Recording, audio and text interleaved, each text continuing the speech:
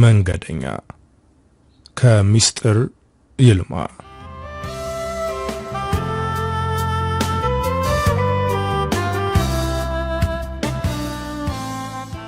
ከተጣለ ቦይ የሰበሰባቸውን ቡትቶ ጨርቆች በሰውነቱ ላይ ጀቡ ነው ትኩስ ጭቃ የተመረገበት ቤት መስሏል። በጭንቅላቱ ላይ አልፎ አልፎ ጭቃ የመሰሉ ቡትቶ ፌስታል ቡትቶ ልብሱ ላይ ጠምጥሟል። በአንደኛው እጁ የጫት ገረባ ይዞ በአንደኛው እጁ ደግሞ የፍርፋሪ ፌስታሉን አንጠልጥሎ ዘውትር የዩኒቨርሲቲው በር ላይ ያንዣብባል። በአካባቢው ካሉ ምግብ ቤቶች ይሄ ለአብርሽ ጩልሌ ነው እያሉ ፍርፋሪ ያስቀምጡለታል። በዝምታ የተቀመጠለትን ፍርፋሪ እየሰበሰበ ወደ ዩኒቨርሲቲው በር ተመልሶ ይቀመጣል።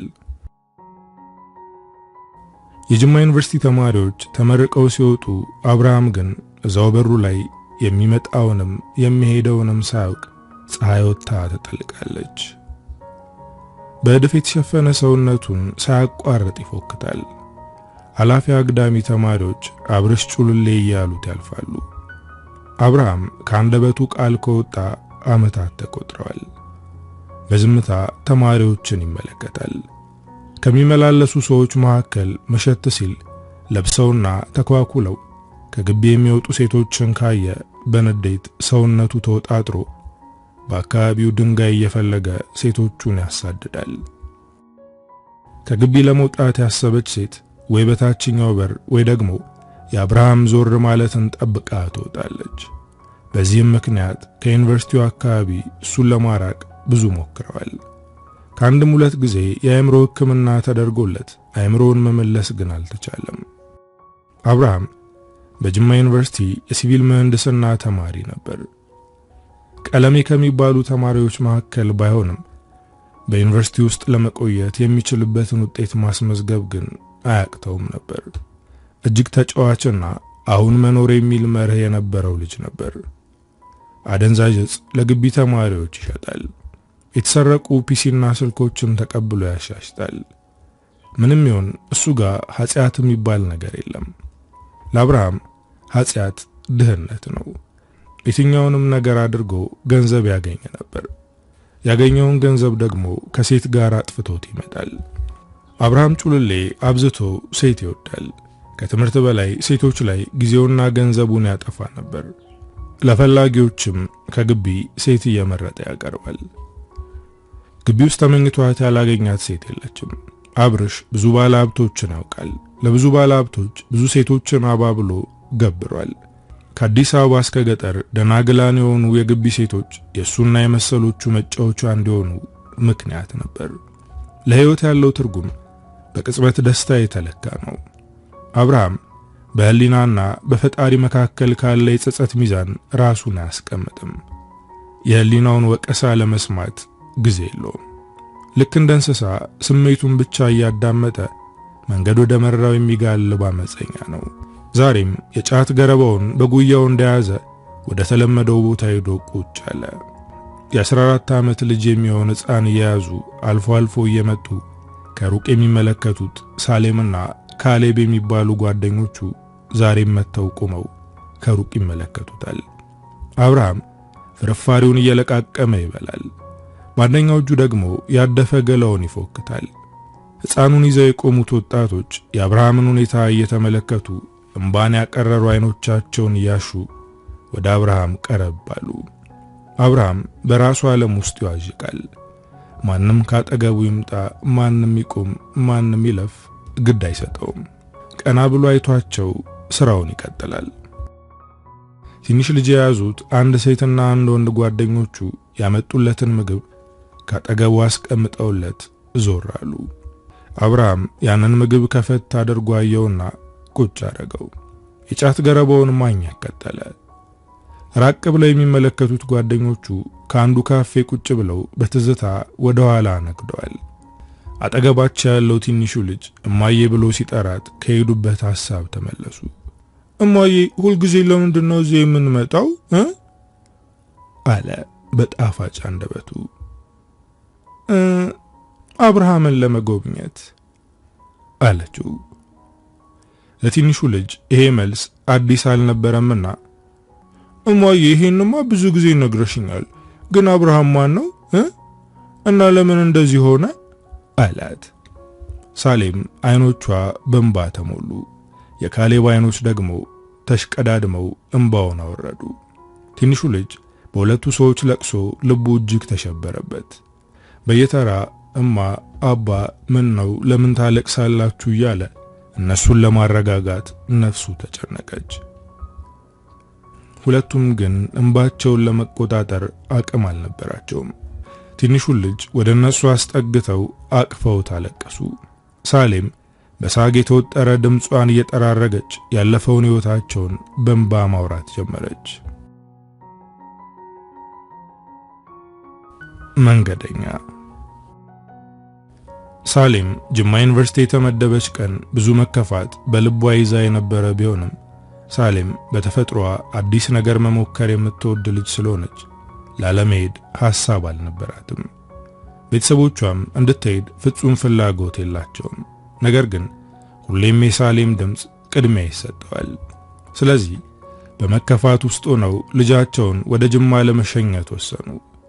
ሳሌም ከአባቷ ጋር ወደ ጅማ የአውቶቡስ ትኬት ቆረጡ። በሌሊት የሚነሳው አውቶቡስ መጥቶ ደጃቸው ላይ ቆመ። ሳሌም ሙሉ ለሙሉ ሀገር እየለቀቀች ይመስል ትልቅ ቦርሳዋን እየጎተተች ወጣች። ውስጧ እየተላወሰ እናቷን ተሰናብታ ከአባቷ ጋር አውቶቡስ ውስጥ ገብተው ጉዟቸውን ጀመሩ። ሉጫ ጸጉሯን ቁጥርጥር ተሰርታው ቀይ ፊቷ ላይ ተበትኖ ሲታይ አይን አያስነቅልም። የለበሰችው ጠቆር ያለ ሹራብ ደመቅ አድርጓታል። ይበልጥ ፈክታ ትታያለች። ከመስኮት ባሻገር ያለውን ዓለም በአይኖቿ እየቃኘች ጉዞዋን ቀጠለች። ፀሐይቱ አቀበቱን ሰንጥቃ ከአለት ንቃቃቱ በላይ ከማጀቷ ብቅ ማለቷን የጧት ባልመሰለ መልኳ ስትጦልባቸው አወቋት። የአዲስ አበባን ጥራዝ ድንበርሽ ከተሰኘችው ድንበር እንደ ጉዳፈት ልከወጡ። ለሁሉም ተሳፋሪ አዲስ ስላልሆነው የሹፌርና የረዳት ወይም የራስ ወዳድነት ንስርቅ የተሳፈሩበት አውቶቡስ ውስጥም ጎልቶ ይስተዋላል። ከወልቂጤ ወጥተው ጉዟቸውን ቀጠሉ። የመንገዱ ጠመዝማዛነት ልቧን አቀለጠው። በጥቅጥቅ ደኖች የታከለው ተራራማው መንገድ ሲታይ ልብ ይረዳል። በደኑ በስፋት የምትታየው አንዷ ተክል የሳሌም ቀልብን ገዛች። ማንነቷን ለማወቅ ቋመጠች። ማናት? ለምን ይሄን ያክል በደኑ ውስጥ በዛች? ጎላች? ምን ያክልስ ጥቅም ቢኖራት ነው እያለች በውስጧ ስታብሰለስል ቆየች። እናም አባቷን ካወቃት ብላ ጠየቀችው። የሳሌም አባት አሁን የራሱን ሥራ ከመጀመሩ በፊት በመንግስት ተቋማት ውስጥ ተቀጥሮ ይሰራ ስለነበር ለፊልድ ሥራ ሲወጣ ብዙ ቦታዎችን የማየት ልምድ ነበረው። የሳሌምን ጥያቄ ለመመለስ አልከበደውም ነበር። ግራቪል እንደምትባል ነገራት። መንገዱ ከሁለቱም አቅጣጫ በደን የተከበበ ነው። ጥቂት ቀጥ ብለው እንደተጓዙ የመኪናው አጋፋሪ ወደ ቀኝ ሲታጠፍ ከመችመች በግራ በኩል ሌላ መኪና መጥቶ ሊላተመው ነው በሚል ስጋት ሰውነቷን አስጨነቀችው። እባክህ ቀስ በል ወይ የመኪና ድምጽ ስጥ ብትለው ደስ ባላት። በመሃል ግን ድንቁበት ቀልቧን ገዛውና ለጊዜው ስጋቷን ተወት አረገችው። ጊቤ በረሃ ቅቤ በመሰለው መንገድ ባለመኪናው ሲዘውር በቀኝና በግራ በኩል ጥቅጥቅ ያለው ደን እጅጉን ልዩ ነው። በብዛት ግራቪል ትበዛለች፣ ፈልታለች። የበዛችበትም ምክንያት የአየር ንብረቱ ምቹ ስለሆነ ነው። ሌላው ወደ ጅማ እጅግ ጠቃሚ ተፈላጊ ዕፅ እንደሆነች ይነገራል። ታዲያ ከስር ከመንገዱ መሃሉ ነው ወደ ላይ ሲቃኙት እጅግ ተራራማ የሚደርሱበት የማይመስል አረንጓዴ ጸዳል የተላበሰ ነው። ደሞ አፈናጥሮ ከዛች የሚደረስባት ከማትመስለው ተራራ መሃል ሲያፈናጥጣቸው ደግሞ የመጡበትን መልሶ ለመቃኘት እድሉን ይሰጣቸዋል። ተራራው ላይ ሆነው ደግሞ ግርጌውን ሲመለከቱ አረንጓዴነት እጅግ ይጎላል። ነጭ ፈትል የመሰለውን ጉም ደርቦ በግቤ ወንዝ አጃቢነት ደምቆ የገነትን ወዘና አልብሷታል። በተለመደው ግቤ በረሃ ተብሎ የሚጠራው አካባቢ በወልቂጤና በሳጃ ማለትም የየመዝቦች ሀገር በምትባለው ሀገር መሃል ያለች ናት። ጥቅጥቅ ደን ያለበት አንዳች በረሃነት የማይታይባት ተፈጥሮ የጎላችባት የአይን ሞገስ ናት። ለምለምነት በመሃል እየሰነጠቀ በሞገስ ከሚሻገረው ግቢ ወንዝ ጋር ከአንዱ ዛፍ ወደ ሌላኛው ከሚፈናጠሩ ጦጣዎች ከወፎቹ የቁራዎቹ ድባብ አንድ ላይ ታክሎ የጉም ነጩን ኩታ ደርቦ ሙሉነት ጎልቶበታል። የውበት ልኬት ጠፈፍ ግቤ በረሃ። ሳሌም በረሃ የመባሉ ነገር ግራ ጋብቷት በረሃነቱ የሚገለጥልኝ በጋ ላይ ይሆናል እንግዲህ ስትል በውበቱ ተደማ ጉዞዋን ቀጠለች። ከሌላ አልፈው የጅማን ወጣ ያሉ አካባቢዎች አልፈው ወደ መሃሉ መጠጋት ሲጀምሩ ያቆጠቆጡት የማንጎ የፓፓያ ዛፎች ፍራፍሬዎቻቸውን እንደተሸከሙ ከወገብ ዘንበል ብለው ተቀበሏቸው። ልክ እንደ ዘንባባ የማንጎ የሙዝ የፓፓያ ዛፎች ከተማ ሲያደምቁ ስታይ ግሩም አረንጓዴነት ግሩም ውበት አለች። ጅማ ከተማዋን ሲገቡ በትልቅ ጽሑፍ እንኳን ደህና መጣችሁ ብላ ተቀበለቻቸው። ወደ ጅማ ጠጋ እንዳሉ የተባበሩት ወርደው የሳሌም አባት የወንድሙ ልጅ ቤት ለማረፍ ወደሚኖርበት ኮንዶሚኒየም ቤት አቀኑ። ወደ ግቢውም ሲዘልቁ መሬቱን ለመርገጥ የምትጸየፉት ላፍንጫችሁ የሚከረፋ ላይን የማይማርክ ያደፈ ውሃ ክማሪት መቆሸሹ ያጠለሸው ግቢ እንደነገሩ ልብስ ቢጤ ጣል ያደረጉ በባዶ እግራቸው የሚሄዱ እዛ ከመታቆሩ የተነሳ መልክና ሽታውን በለወጠው ውሃ ባዶ እግራቸውን እየነከሩ ካንዱ ወደ አንዱ ገላቸውን እየፎከቱ የሚራወጡ ሕፃናት ተመለከቱ። በግቢው እንደዛ መሆን የሳሌም ልብ ደነገጠ። ምን ሆኖ ነው ይሄ ግቢ አለች። እንደ ያለ ኮንዶሚኒየም አይታ የማታውቀው ሳሌም ግራ ተጋባች። ስትመጣ የተመለከተችውን ውበት አደበዘዘባት። ከዛ ውበት በሰዓታት ለውጥ ተቃራኒውን ስታይ ውስጧ ተናወጠ። በአረም ሳር የተከበበው ስትረግጡት የሚያድጥ ምንድነው ይሄ ግቢ ብላ ውስጧን ደጋግማ ጠየቀች። ልቧ ተረበሸ። ደሞ በቀኝ በኩል ትልቅ አዳራሽ የሚመስሉ ሁለት ቤቶች አሉ። እጅግ ብዙ ሴቶች ይተራመሱበታል። ሕፃናት ይራወጡበታል። ማደፉ ከሩቅ ያሳብቃል። ክብ ሰርተው ድስት ጥደው ጎንበስ ብለው እፍ ብለው እሳቱን ለማንደድ ትንፋሻቸውን እየሳቡ እሳቱን ያነዳሉ። እዛው ቁጭ ብለው ሽንታቸውን የሚሸኑም ሰዎች ይታያሉ። ሳሌም እጅግ ግራ ተጋባች። የሳሌም አባት እያጣደፈ ይዟት በብረት ለብቻ የተከለለው ኮንዶሚኒየም ግቢ ይዟት ገባ። በጥሩ ፈገግታና መስተንግዶ ተቀበሏቸው። አረፍ ብለው ልብሳቸውን ቀይረው ማዕድ ከተቋደሱ በኋላ ቤት ውስጥ ጨዋታ ደመቀ። ሳሌም ግን ሐሳቧ ውጭ በተጎሳቆለ ገጽታ የተመለከተቻቸው ሰዎች ጋር ሄደ። በጭቃው መሃል እርቃናቸውን የሚራወጡት ልጆችን በሐሳቧ ተመለከተቻቸው። ወደ አጎቷ ልጅ ዞር ብላ በግቢው ውስጥ ስለተመለከተቻቸው ሰዎች ጠየቀችው። ተፈናቅለው ከ2 ዓመት በፊት የመጡ ናቸው ብሎ መለሰላት። እጅጉን ልቧ ተሸበረ። የምትለውን መልስ አጣችለት። ከ2 ዓመት በፊት ጀምሮ እስካሁን በዚህ ሁኔታ እንዴት መኖር ቻሉ? ደሞስ መኖርን በደህና ያውቋት የነበሩ ሰዎች እንዴት ይሄን መላመድ ቻሉ? ሳሌም በአንድ እይታ ያንገሸገሻት ኑሮ ለነሱ መሰንበቻ መሆኑን ስትረዳ ይበልጡኑ ተከፋች። በሐዘን የተደቆሰ ጎኗን የተባረከ እንቅልፍ አሳረፈላት። ሳሌም በጠዋት ግቢ ሄዳ ምዝገባ ማድረግ ስለነበረባት በጠዋት ተነስተው 3 እግር ባጃጅ ተኮናትረው ወደ ተመደበችበት ቴክኖ ግቢ ወይም ደግሞ በሌላ ስሙ ኪቶ ጉዞ ጀመሩ። ሳሌም ያንን ግቢ በመልቀቋ ደስታ እየተሰማት በሴንትራል ሆቴል በኩል የአዌቱን ድልድይ አቋርጦ 4 አንበሳ ጋር አደረሳቸው። ያጋሩን መንገድ ይዘው በኮረኮንቹ ወደ ላይና ወደ ጎን እየነጠሩ ወደ ዩኒቨርሲቲው ደረሱ። የጅማ ዩኒቨርሲቲ የተማሪዎች ህብረት የሆኑ ተማሪዎች አዲስ ገቢ ልጆችን እየተቀበሉ ቦርሳቸውን ተሸክመው ዶርም ድረስ ያደርሷቸዋል። ግቢው በሙዚቃ ደምቆ ግርግሩ አንዳች ስሜት ልብ ውስጥ ይዘራል።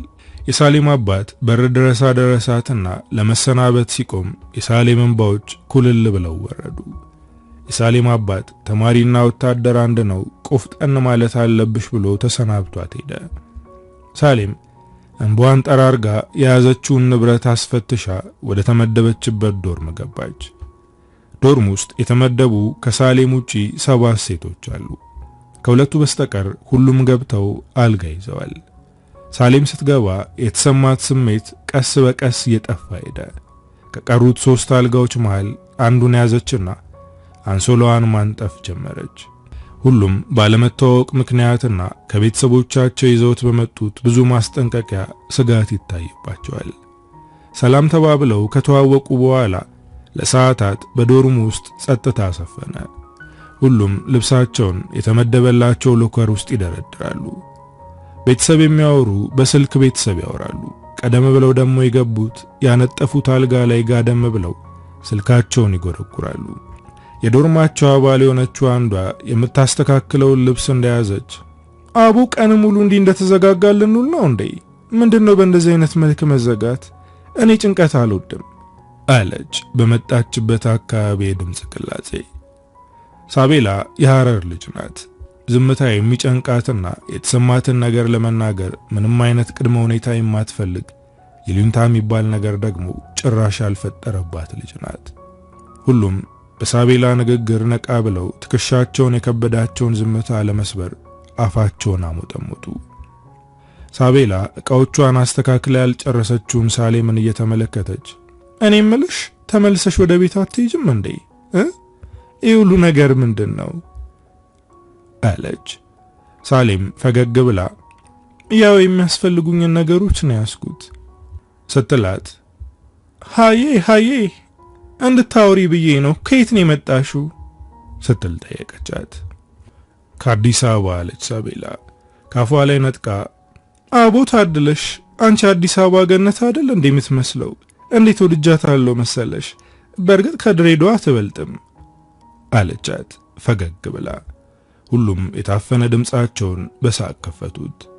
ሁሉም ተራ በተራ የመጡበትን ቦታ አወሩ። በሁሉም ልብ ውስጥ የነበረው ስጋት ከዶርማቸው ተኖ ጠፋ። አንዳቸው ቆሎ፣ አንዳቸው ደግሞ ከያዙት ኩኪስ አቅርበው በይፋ ኑሯቸውን ጀመሩ።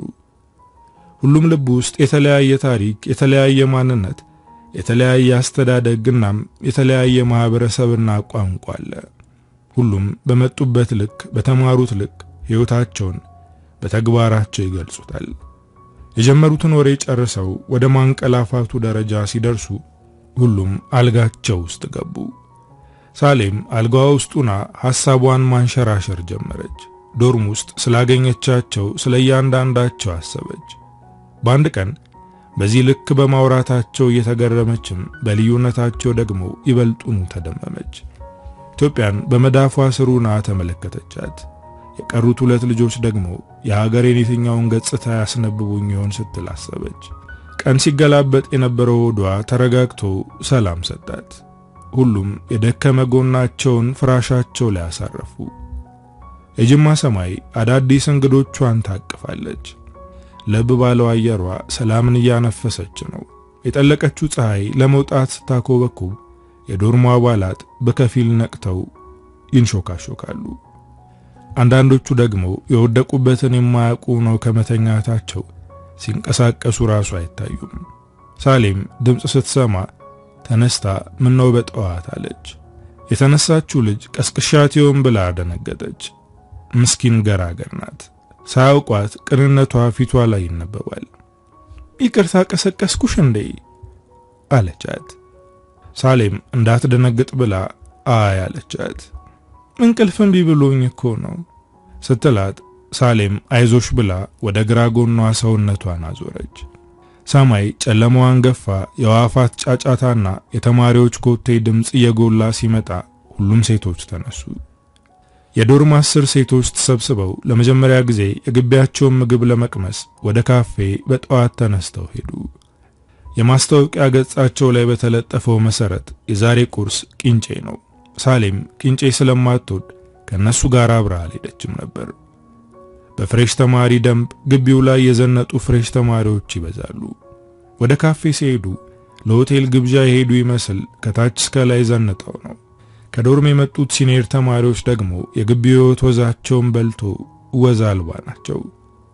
ለሚለብሱት ልብስም ሆነ ጫማ ግድ የላቸውም። የሚጠነቀቁለት አንድ ነገር ቢኖር የግቢውን ሕግ ነው። ግቢው በሕጎች ቀልድ ስለሌለው የዶርም 10 ሴቶች ተሰብስበው ወደ ካፌ እየተጓዙ ነው። ግር ከማለታቸው የተነሳ ብዙ ተማሪ አተኩሮ ይመለከታቸዋል።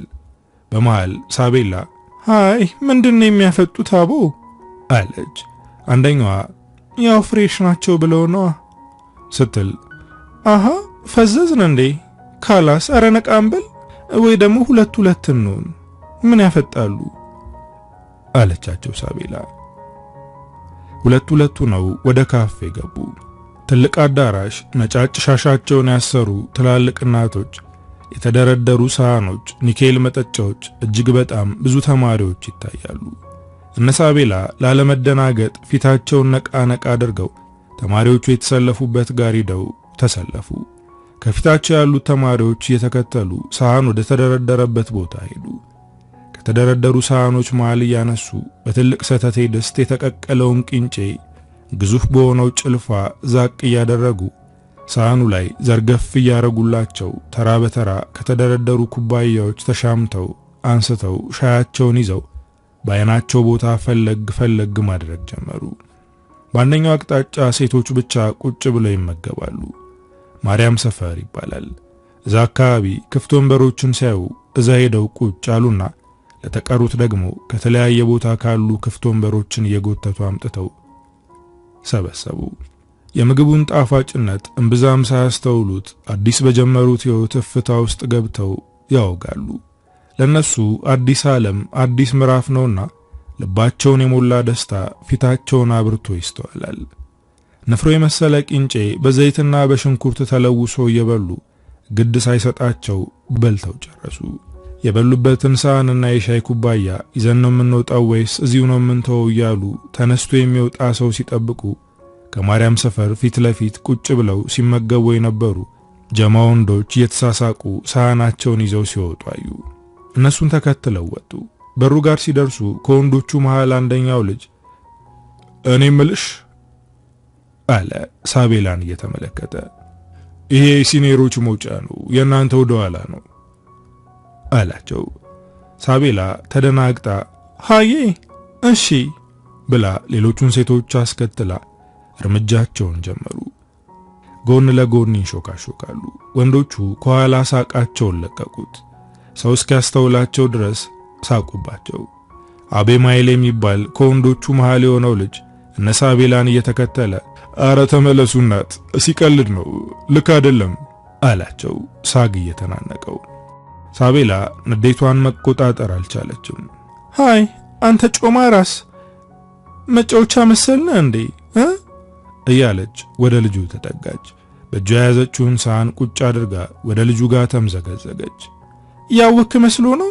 ሃይ ምን ትጃጃላለህ በእናት? ጠይም ፊቷ ላይ ደም ስሮቿ ተገታትረው ይታያሉ። አንዳች የፍርሃት ስሜት የለባትም። ሁሉም ድፍረቷን እየተመለከቱ አፋቸውን ከፍተው እየሆነ ያለውን ይመለከታሉ። ወደ ልጁ ጠጋ ብላ ልትደበድበው የምትመስለው ሳቤላ በልጁ መፍዘዝና ዝም ማለት መረጋጋት ጀመረች። ልጁ ጠጋ ብሎ እንዴት አባሽን የምታምሪው በእናትሽ አላት፣ ግማሽ ከንፈሩን እየነከሰ። ሂድ ወደዛ ብላ ገፍተር አድርገው የዶርም ልጆቿን አስከትላ ወደ ዶርማቸው ተመለሱ።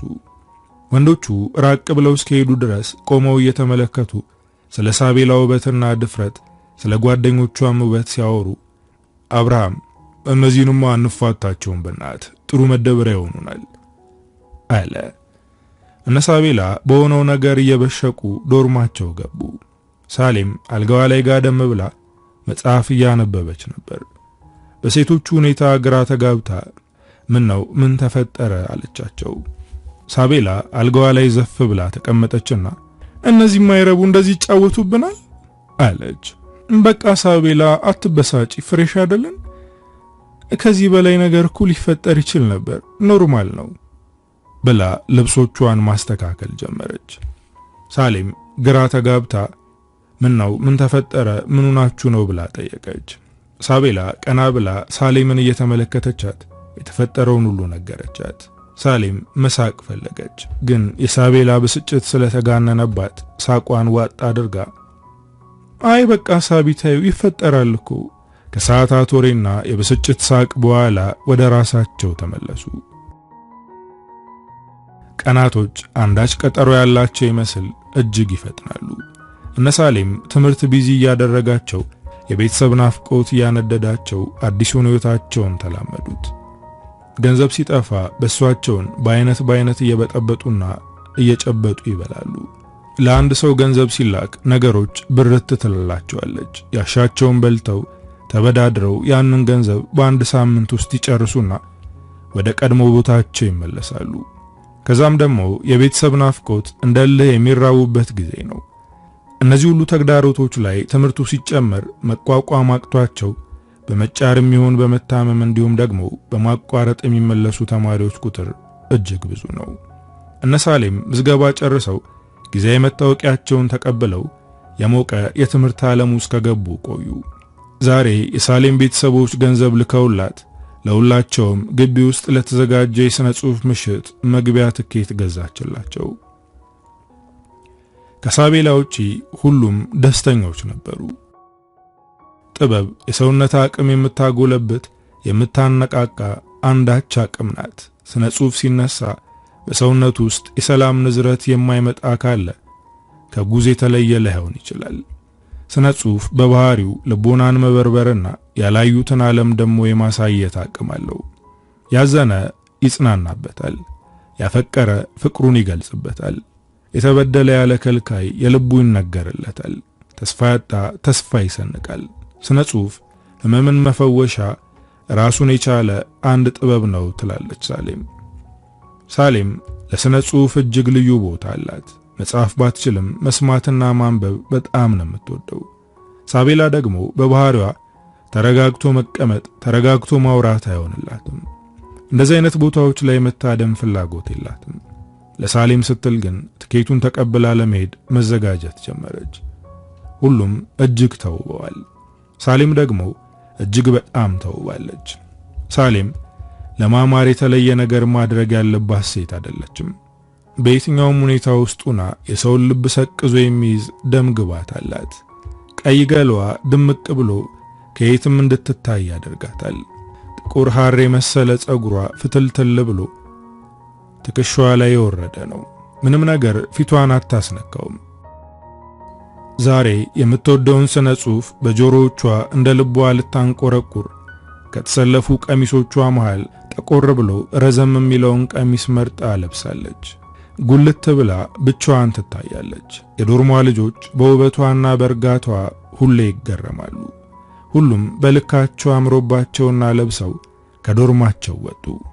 የሥነ ጽሑፍ ምሽቱ የተዘጋጀው በቫርኔሮ አንዱ የስብሰባ አዳራሽ ውስጥ ነበረ። ሊጀምር 30 ደቂቃዎች ቀርተውታል። በየመንገዱ ተሰብስበው የተቀመጡ ወንዶች ከዶርም 10 ሴቶች አይናቸውን አይነቅሉም።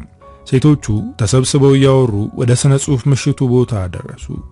በር ላይ አዘጋጆቹ የሀገር ባህል ልብሳቸውን ለብሰው እንግዶቻቸውን ይቀበላሉ። እጅግ ትህትና የተላበሱ ናቸው። እንኳን ደህና መጣችሁ እያሉ እነ ሳሌምን ወደ ውስጥ እንዲገቡ መሯቸው። አካባቢው ላይ ያለው የጥበብ ወከባ ልብን ያሞቃል። ሽርጉዳቸው ለታዳሚ የሚጋባ ነው። ደጋሽ ናቸውና ቀልብ የላቸውም። እነ ሳቤላ እንደዚህ አይነት ዝግጅት የመጀመሪያቸው ነው። ወደ አዳራሹ ሲገቡ የድግሱ ሽታ ልብን አሙቆ ሰውነትን ያነቃቃል። ለስለስ ያለ የነ ፍራንክ ሲናትራ ጃዝ ሙዚቃ ተከፍቶ አዳራሹ ውስጥ የሚነፍሰውን ንፋስ ተቆጣጥሮታል። ታዳሚ ተማሪዎች ቀስ በቀስ አዳራሹን እየሞሉት መጡ። ፕሮግራሙን የሚመራው ረዘም ያለ ጠይም ወጣት ማይክሮፎኑን በእጁ መታ መታ እያደረገ ጉሮሮውን ጠራረገና እሰማለሁ አለ። ታዳሚዎቹ መሰማቱን በጭብጨባ ገለጹለት።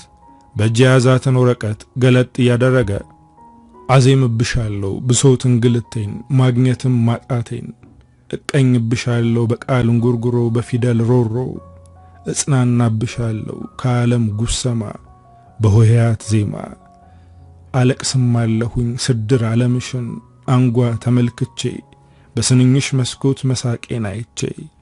በአዳራሹ ውስጥ ሰው የሌለ ይመስል በጸጥታ ተውጠው ያዳምጣሉ። ፕሮግራም መሪው ቀና እያለ እየተመለከታቸው በሚያስደንቅ ድምፁ የሁሉንም ልብ በአንድ ይዞ ንባቡን ቀጠለ። መኖር ያስናፍቃል፣ እድሜ ይመርቃል፣ አንደበትሽ ይላል የነገን ማን ያውቃል።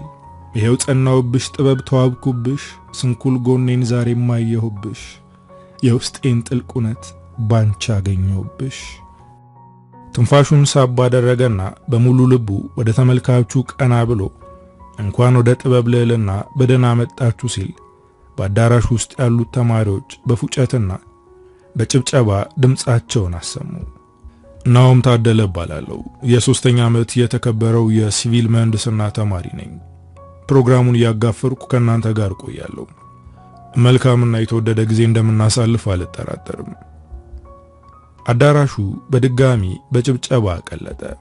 የዶርማስ ስራ ባል የሆነችው ሳራ ወደ ሳሌም ጠጋ ብላ ድምጹ ያምራል አለቻት። ሳሌም በግማሽ ፈገግታ አዎ አለቻት። እኩል ፊታቸውን ወደ ናኦም አዞሩ። ናኦም ማውራቱን ቀጥሏል። ፕሮግራማችንን የምንከፍተው በሙዚቃ ይሆናል። የጥበብ ልዕልና የሙዚቃ ክፍል አባል የሆነው ድምጻዊ አቤል ሙዚቃውን ያቀርብልናል። በጭብጨባ ተቀበሉት አለ። አቤል እጅግ ሲበዛ ቀጭን ልጅ ነው። ሲታይ በሁሉም ልብ ውስጥ ከዚህ ሰው ምን አይነት ድምጽ ሊወጣ ይችላል የሚለው ጥያቄ ይፈጥራል። ሙዚቀኛው አቤል ማይኩን ተቀብሎ እንኳን ደህና መጣችሁ አለ። አዳራሹ በሳቅና በጭብጨባ ደመቀ። ፍጹም ያልጠበቁትን ድምጽ በመስማታቸው ሁሉም የተነጋገሩ ይመስል እኩል ሳቁ። አቤል ብዙ ቦታ እንደዚህ ያለው ነገር ስለገጠመው አብሯቸው ፈገግ ብሎ ወደ ተዘጋጁት የባንድ አባላት ዞር ብሎ ባይን ተማከረ። የባንዱ አባላት የሙዚቃ መሳሪያቸውን ማጫወት ጀመሩ። ከጊቤ ባሻገር ክላሲካሉ ከፍ ብሎ ተሰማ። አቤል ሪትሙን ጠብቆ ቀጠለ። የንዋይን ከጊቤ ባሻገር በሚያፍገመግም ድምጹ ማዜም ጀመረ። ሁሉንም ተማሪ ልብ ተቆጣጠረው። አብዛኞቹ ተማሪዎች ድምጻቸውን ከፍ አድርገው አብረውት ማዜም ጀመሩ። ሳቤላ አሁን ተነቃቃች። እሷም አብራ ማዜም ጀመረች። አዳራሹ ድምቅ አለ። ሳሌም ሁሉንም በእርጋታ ትመለከታለች። አቤላ ሙዚቃውን ጨርሶ ከመድረኩ ወረደ። ወደሚቀመጥበት ቦታ በጭብጨባ ሸኙት። ፕሮግራም መሪው ተመልሶ ቀጣይ የሚቀርቡ ፕሮግራሞችን ነግሮ ወረደ። ከመድረኩ ጀርባ ሸሚዙን ከሱሪው ስር ወሽቆ ከታች እስከ ላይ ጽድት ባለ አለባበስ ያሸበረቀ ወጣት ወጥቶ መድረኩ ላይ ማይኩን ይዞ ቆመ። ሳቤላ አጎንብሳ ከነበረበት ቀና ስትል መድረኩ ላይ ከቆመው ልጅ ጋር ፊት ለፊት ተፋጠጠች። ወደ ሳሌም ዞር ብላ ይሄንን ነጃሳ ልጅ ሰው አይመስልም እዚህ ጋር ሲታይ፣ ባለፈው እኮ ካፌ የተጫወተብን ይሄ ነው እውነት በይ አለቻት። ሳሌም በእውነት ቁም ነገር ያውቃል እንዴ አለች ሳቤላም። እስኪ እናየዋለና አለች ሳሌም ፈገግ ብላ። መድረኩ ላይ የቆመው ጎረምሳ ጉሮሮውን ጠርጎ ገጣሚ ካሌብ እባላለሁ አብራችሁኝ ቆዩ አለ። ሳቤላና ሳሌም ታይተው ፈገግ አሉና ፊታቸውን ወደ ካሌብ አዞሩ። ካሌብ አንድ እጁን ኪሱ ውስጥ ከቶ በአንደኛው እጁ ማንበቢያ ወረቀቱን ይዞ በዝምታ ትንሽ ቆየ።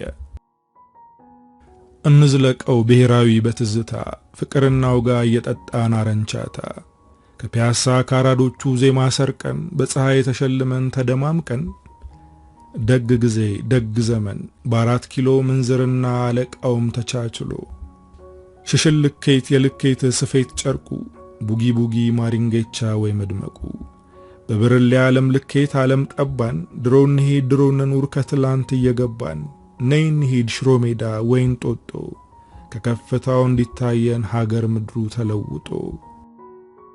በጸጥታ የተሞላው አዳራሽ የካሌብ ድምጽ ብቻ ጎልቶ ይሰማበታል። ቴፔሊያ እስከ ፒያሳ ካሴት ልግዛ ዜማ ስጪኝ በትዝታ ማይወዛ በፌንቶላ ባስሬስኪዩሚ ክሊፍ ፓወር ኤንድ በጂሚ ባለማየው እንዳሞራ በሙሉ ቀን ቼበለውን እንጨፍራ እሸት ፍቅርን ጠርጥረው ጀርሲ ሸሚዝ ልበሽልኝ ትላንትሽን እንኑረው ሰው ለመሆን አፈናጥሪኝ ወደ ኋላ ላዚምልሽ መላ መላ። አዳራሹ በጭብጨባና በፉጨት ደመቀ። ተነስተው ያጨበጨቡ ተማሪዎች ብዛት ከተቀመጡት ይበልጣል። ቆመው ካጨበጨቡ ልጆች መካከል ሳቤላም ትገኝበታለች። የሳቤላ ቆሞ ማጨብጨብ ዶርም አስሮችን አስገርሟቸዋል። ሳቤላ ጭብጨባውን ስትጨርስ በመቆሟ ደንገጥ ብላ ቁጭ አለች። ወደ ሳሌም ዞር ብላ አንቺ እንደ ተንኮሉ አይደለም ቁም ነገረኛ ይመስላል። አቡ ትንፋሽን ያዝ አድርጌ ነው ሰምቼ ጨረስኩት አለቻት። ሳሌም በሳቤ ላይ የሳቀች ልክ ነሽ፣ እኔም እንደዚህ አልጠበቅኩም ነበር፣ ደስ የሚል ግጥም ነው ያቀረበልን አለች። ፕሮግራም መሪው ተመልሶ ቀጣይ ፕሮግራሞችን አስተዋውቆ ወረደ። እንከን የማይወጣለት የተሰናዳ ፕሮግራም ነበር የነበረው። የመጽሐፍ ዳሰሳ እንዲሁም ሪኮመንዴሽን ነበር። መሃል ላይ ምንም ቢቀጥንም ጠጅ የሆነ ልጅ ያንን ዜማውን ያንቆረቆረ ፕሮግራሙን ይበልጥ አስዋበላቸው። አንድ ባንድ ፕሮግራሙ እየቀረበ የመጨረሻው ሰዓት ላይ ደረሱ። ፕሮግራም መሪው ስለመጡ እያመሰገነ የክለባቸው አባል መሆን የሚፈልግ ካለ በር ላይ ምዝገባ እንደሚኖር ነግሮ ፕሮግራማቸውን አበቁ። ሳሌም ለስነ ጽሑፍ ጥልቅ ፍቅር አላት። ባየችው ነገር ደስተኛ ስለነበረች ከነሱ ጋር አባል ለመሆን ወሰነች። አጠገቧ ያሉትን የዶርም 10 ሴቶች ከኔ ጋር ለመመዝገብ የሚፈልግ አለ አለቻቸው። ሁሉንም በተራ እየተመለከተቻቸው አይኔ አሁን እንደዚህ አይነት ነገር ላይ ባልገባ ደስ ይለኛል። በባህሪ ደግሞ አንድ ነገር ከጀመርኩ ሌላ ነገር ላይ ማተኮር አልችልም አለች ኤደን የሚያሳዝን ፊቷን ቅጭም እያረገች። ስነ ጽሑፍ ወይ ኪነ ጥበብ በባህሪው መወደድና መፈለግ ይፈልጋል። እኔ ልመዘገብ ስለሆነ የሚፈልግ ካለ ብዬ ነው አለቻቸው። ከሳሌም ጋር ሁለት የዶርሟ ልጆቹ ነው ለመመዝገብ ሄዱ። ከቫርኔሎ ሃል በር ጋር የሀገር ልብሳቸውን ለብሰው ለመመዝገብ የቆሙ ልጆች ይታያሉ። ሳሌም ቀደም እያለች ወደሚመዘግቡ ልጆች ተጠጋች። ከሚመዘግቡት ልጆች መካከል ወደ ሳሌም ጠጋ ብሎ ለመመዝገብ ነው አላት። ሳሌም ዞር ብላ አዎ አለች፣ አፏ እየተንተባተበ። ካሌብ ነበር። ዞር ስትል ልቡ ደነገጠበት። ቀጣይ ምን ማውራት እንዳለበት ጠፋው። በዝምታ ተያዩ። ሳሌምም ደንገጥ ብላ አይኖቿን ሰበረች። ካሌብ በድንጋጤ አካባቢውን ዞር ዞር ብሎ ተመለከተ። ማንም አላስተዋላቸውም። ስምሽን አላት። ሳሌም አለች ፈጠን ብላ። ልቡ የድምጿን ዜማ ሲሰማ በድጋሚ ደለቀው። ሳሌም አለ ስሟን ጎተት እያደረገ። ሳሌማ አላት በድጋሚ ድምጿን ለመስማት እየናፈቀ። ያዕቆብ አለችው። ሳሌም ያዕቆብ አለ። ካሌብ ሲያወራ ቀስ ብሎ ሞዘዝ ይላል። የተቆጠበ ሰውነት፣ የተቆጠቡ አይኖቹ፣ የተቆጠቡ ጆሮዎቹ፣ የተቆጠበ አፍንጫ፣ የተቆጠበ ቁመት፣ በአጠቃላይ ካሌብን የሚመለከተው ሰው የበዛም ያነሰም ነገር አያገኝበትም። የወንድ ቀለም አለው። ፊቱ ላይ ጉርምስና ያሳብቅበታል። ከዛ ባለፈ በዚሁ መልኩ ላይ ተጫዋችነትና ግጥም አክሎ ለብዙዎች አይን ተፈቃሪ ነው። ክበባችን ውስጥ በምን መሳተፍ ትፈልጊያለሽ አላት።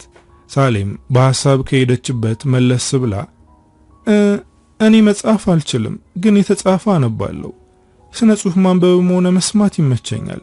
ለዛ ነው አባል መሆን የፈለኩት አለች። ካሌብ የአፏን እንቅስቃሴ የድምጿን እርጋታ እየተመለከተ ፈዘዝ አለ። ይቻላል አይደል አለችው ከሄደበት እንዲመለስ። ካሌብ በመደንገጥ እንዴታ በደስታ ነው የምንቀበለው አላት። እሺ ስልክሽን እዚህ ላይ ጻፊልን። ፊርማ አለ ወደ ሳሌም ጠጋ እያለ። የተቀባው ሽቶ መዓዛ አፍንጫዋን ሰርስሮ ገባ። የያዘውን ወረቀት ስትቀበለው እጆቿ እጁን ነኩ። የእጇ ቅዝቃዜ አንዳች ነገር እጁ ላይ አሳረፈበት። የተቀበለችውን ወረቀት ፈርማ መለሰችለት። በቃ ሮብና ቅዳሜ ፕሮግራሞች አሉን፣ ፈተና ምናምን ከሌለ መገኘት ግዴታ ነው። እንደውልልሻለን። ስላወቅኩሽ ደስ ብሎኛል አላት ካሌብ እጆቹን ለሰላምታ እየዘረጋ። ሳሌም ለሰከንዶች የዘረጋውን እጁን ተመልክታ እኔም አለች። ጨበጠችው። እጅ ለእጅ ተያይዘው ቆሙ። የሳሌም እጅ ቅዝቃዜ፣ የካሌብ እጅ ሙቀት አሳሳባቸው። መደናገርና መደናገጥ በሞላው ስሜት ተላቀው ሳሌም ጓደኞቿን ሳትጠብቃቸው ፈጠን ብላ ወደ ውጭ ወጣች። ጓደኞቿ ተመዝግበው ሲመጡ ደጅ ቁጭ ብላ ጠበቀቻቸው። ርብቃ ፈጠን ብላ ሳሌም ደህና ነሽ አይደል አለቻት። ሳሌም በእጆቿ አንገቷን እየዳበሰች አዎ ተመዘገባችሁ እንሂድ በቃ ብላ ተያይዘው በዝምታ ወደ ዶርም ተመለሱ። ዶርማቸው በጸጥታ ተውጧል። ሳቤላ ደግሞ ከዶርም ውጪ ማንበብ ስለማይመቻት ዶርም ካለው ጠረጴዛ ላይ ሞጁሏን ዘርግታ ኖት ታወጣለች። አብዛኛውን ጊዜ ስታነብ የምትገኘው ወይ ሳይኮሎጂ ወይ ሎጂክ ነው። ሶሻል ብትገባና ብትማር ደስ ይላት እንደነበር ደጋግማ ታወራለች። አንዳንድ ውሳኔዎች ከመንገድ ውጪ የተለየ ምዕራፍ ውስጥ እንድንገኝ ያደርጋሉ። ማስተካከል ደግሞ ሁሌ ምርጫ አይሆንም፣ የያዙትን ይዞ ማልቀስ እንጂ። ከሳሌም ጋር አብረው የመጡት ርብቃና ሐና ማስታወሻ ደብተርና ሞጁላቸውን ይዘው ወደ ላይብረሪ እንሂድ ብለው ወጡ። ሳሌም የመኝታ ልብሷን ቀይራ አልጋዋ ላይ ወጣች። ሳሌም መጽሐፍ ካልሆነ በቀር ሌሊት ተነስቶ ማንበብ ነው የሚመቻት። ሌሊት ለመነሳት አላርም መቅጠር አይጠበቅባትም። ብዙ ጊዜ ከ9 ሰዓት በኋላ የመነሳት ልምድ አላት። ከ4 ሰዓት በፊት መተኛት ግን አለባት። ስልኳን አውጥታ ሰዓቷን ተመለከተች። 3 ሰዓት ከ30 ይላል። ብርድ ልብሷን ተከናንባ ለመተኛት ሞከረች። ነገር ግን አይኖቿን በጨፈነች ቁጥር የካሌብ ፊት አይኖቿን ይሞላል። ደንግጣ አይኗን ትገልጣለች። ከአንዱ ወደ አንዱ ጎኗ ዞረች። ቴፔሊያስ ከፒያሳ ካሴት ልግዛ፣ ዜማ ስጪኝ በትዝታ የማይወዛ። የካሌብ ድምፅ ወደ ጆሮዋ መጣ። በዛ ዘመን መኖርን ለምን ተመኘ ስትል አሰበች። ደግ ዘመን ደግ ጊዜ በ4 ኪሎ ምንዝርና አለቃውም ተቻችሎ ነው ያለው አለች። ይገርማል የድሮ ሰው የመሰለ ብላ ወደ አንዱ ጎኗ ደግሞ ተገላበጠች። በስመ አብ የሁሉ ነገር ምጣኔ እንዴት ይገርማል አለች ደግሞ። ሳሌም በሁኔታዋ ተደናግጣ ብድግ ብላ ቁጭ አለች። አማተበች። ሳቤላ በሁኔታዋ ግራ ተጋብታ ሃይ ሳሌም ምንድነው የምትገለባበጪው? ደህና አይደለሽም ስትል ጠየቀቻት። እኔ እንጃ አለች ሳሌም አይኗን እያሸች። እንቅልፍሽ ካልመጣ ተነስተሽ ብታነብ ይሻላል። ነይ እዚህ ጋር። አይ ሳልተኛ ጤነኛ ንባብ አላነብም። ሳቢ ለመተኛት እንሞክር ብላ አልጋ ልብሷ ውስጥ ገብታ ተጠቀለለች። ውስጧ እየተፈጠረ ያለውን ስሜት እንደ ጤዛ እንዲረግፍ ተመኘች። ራሷን ማመን አቃታት። ካሌብን ደጋግማ ማሰቧ ራሷን አጥብቃ እንድትወቅስ አረጋት። አልጋዋ ላይ ስትገላበጥ እኩለ ሌሊት ደረሰ። እንደምንም እንቅልፍ ይዟት ሄደ። በለመደችው ሰዓት ተነስታ የተወሰነ አነበበች። ፈተና እየተቃረበ ስለሆነ ሁሉም የሩጫ ጊዜ ላይ ናቸው። ፍሬሽ እንደመሆናቸው ውጤት ለመስራት የሚጨነቁ ብዙዎች ናቸው።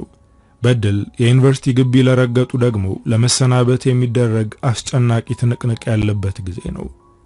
በዶርም 10 ውስጥ ያሉ ሴቶች ለዚህ ማሳያ ናቸው። ለመግባባት ጊዜ አልፈጀባቸውም። የውስጣቸውን ለማውራትና ለመሳቅም ለማልቀስም እርስ በርሳቸው መኖር ከጀመሩ በወር ውስጥ ቤተሰብ መሆን ችለዋል።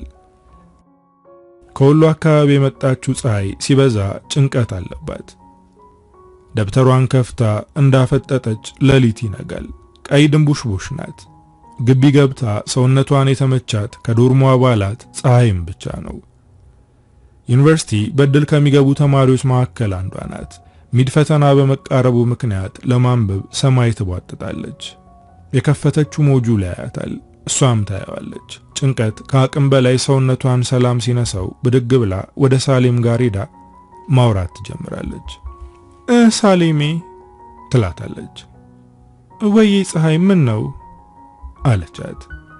እንደሆነ የምቆይ ይመስልሻል ስትል ጠየቀቻት። ምን ነው ፀሐይ ለምን እንደሱ አሰብሽ? አይ ምንም ማየዋለው ያየኛል ሊሆንልኝ አልቻለም። እንዲሁ ሳሌሜ ምኑም አይገባኝም እኮ ትንሽ የሚዋሃደኝ የሚሸመደር ትምህርት ነበር። እሱ ደግሞ ዘይለ በምን ነው የምቆይ ታዲያ ሳሌሜ ስትላት ባነጋገሯ ፈገግ እያለች ፀሐይ አንቺ የምትሲውን ያክል ሞክሪ ካፏ ነጠቅ አድርጋ እሞክራለሁ እኮ ግን መቼ ይሆንልኛል? የሌለኝን ከየት ላምጣቴ? እንደሆነ አግሪ ነው የምፈልገው እኮ ወደዛ እንኳን የሚያስገባኝን ማምጣት ብችል። ሳሌም ግራ ተጋባች። አንድ የመጣላት ሐሳብ ለማስጠናት መሞከር ነው።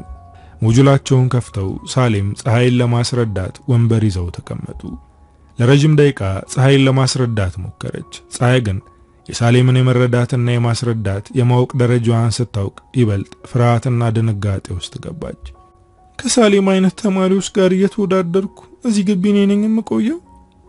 የፀሐይ ጭንቅላት መረዳት አቆመ። የበለጠ ስጋት ውስጥ ገባ። ሳሌም አስረድታት ስትጨርስ ጥያቄ እንስራ አለቻት። ፀሐይ ደስተኛ አልነበረችም። ለሳሌም ድካም ስትል በሽታ አንገቷን ነቀነቀች። ጥያቄ ከፍታ መስራት ጀመሩ። ፀሐይ ገብቷት የምትመልሰው አንድ ጥያቄ አልነበረም። እኔ እኮ ከስንዴ ጋር ተንገዋልዬ የገባው ገለባ ነኝ። 12 ስንፈተን በገፍ ነው የሰራው። መቼ እንዲገጥመኛል ብዬ አሰብኩ። አይዳይ ደሞ ሰውነቴን ይው እንዴት እንደተነፋፋ። ተጋድማ ስትበላ ነው የሚሉኝ ሳሌም ሙች። ይሄ ግቢ ከመለሰኝ መሳቂያ መሳለቂያ ነው የምሆነው። የመንደሩ ሰው አንድ የተማረ ገበሬ ይኖራል ብሎ እንዴት ድል አድርጎ ደግሶ መሰለሽ ሸሸኘኝ። አይ ውርደቴ። ሳሌም ፀሐይ በምታወራው ነገር እየተገረመች በአንድ በኩል ደግሞ እያሳዘነቻት የካፌ ሰዓት ደርሶ የሴቶች ዶርም ላይብራሪ የነበሩት የዶርም 10 ሴቶች መጡ። በአንድ ጊዜ ዶርሙ በድምጻቸው ታወከ። ስላጠኑት ስለ መምህራኖቻቸው እያነሱ ልብሳቸውን ቀይረው ሰብሰብ ብለው ወደ ካፌ ጉዞ ጀመሩ።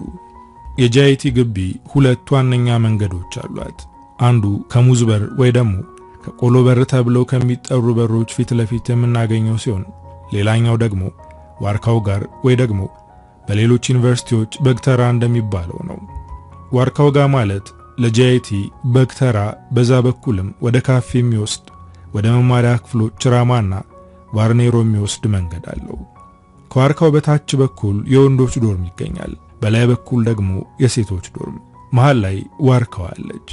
አሁን የካፌ ሰዓት ስለሆነ ሁሉም በሁለቱም መንገዶች በኩል ወደ ካፌ እየተመሙ ነው። ዛሬ ዜርፎር ስለሆነ ሁሉም ተማሪ በጊዜ ነው ከዶርሙ የወጣው። የዜርፎር ቀን ከ12 ሰዓት ከ30 በኋላ ለሚመጡ ተማሪዎች መረቅ ወይ ስጎ የማይሉት ዝቃጭ ነው የሚደርሳቸው። ስለዚህ በጊዜ ወደ ካፌ መሄድ የተለመደ ነው። የተመመው ተማሪ ተሰልፎ ወደ አዳራሹ ይገባል።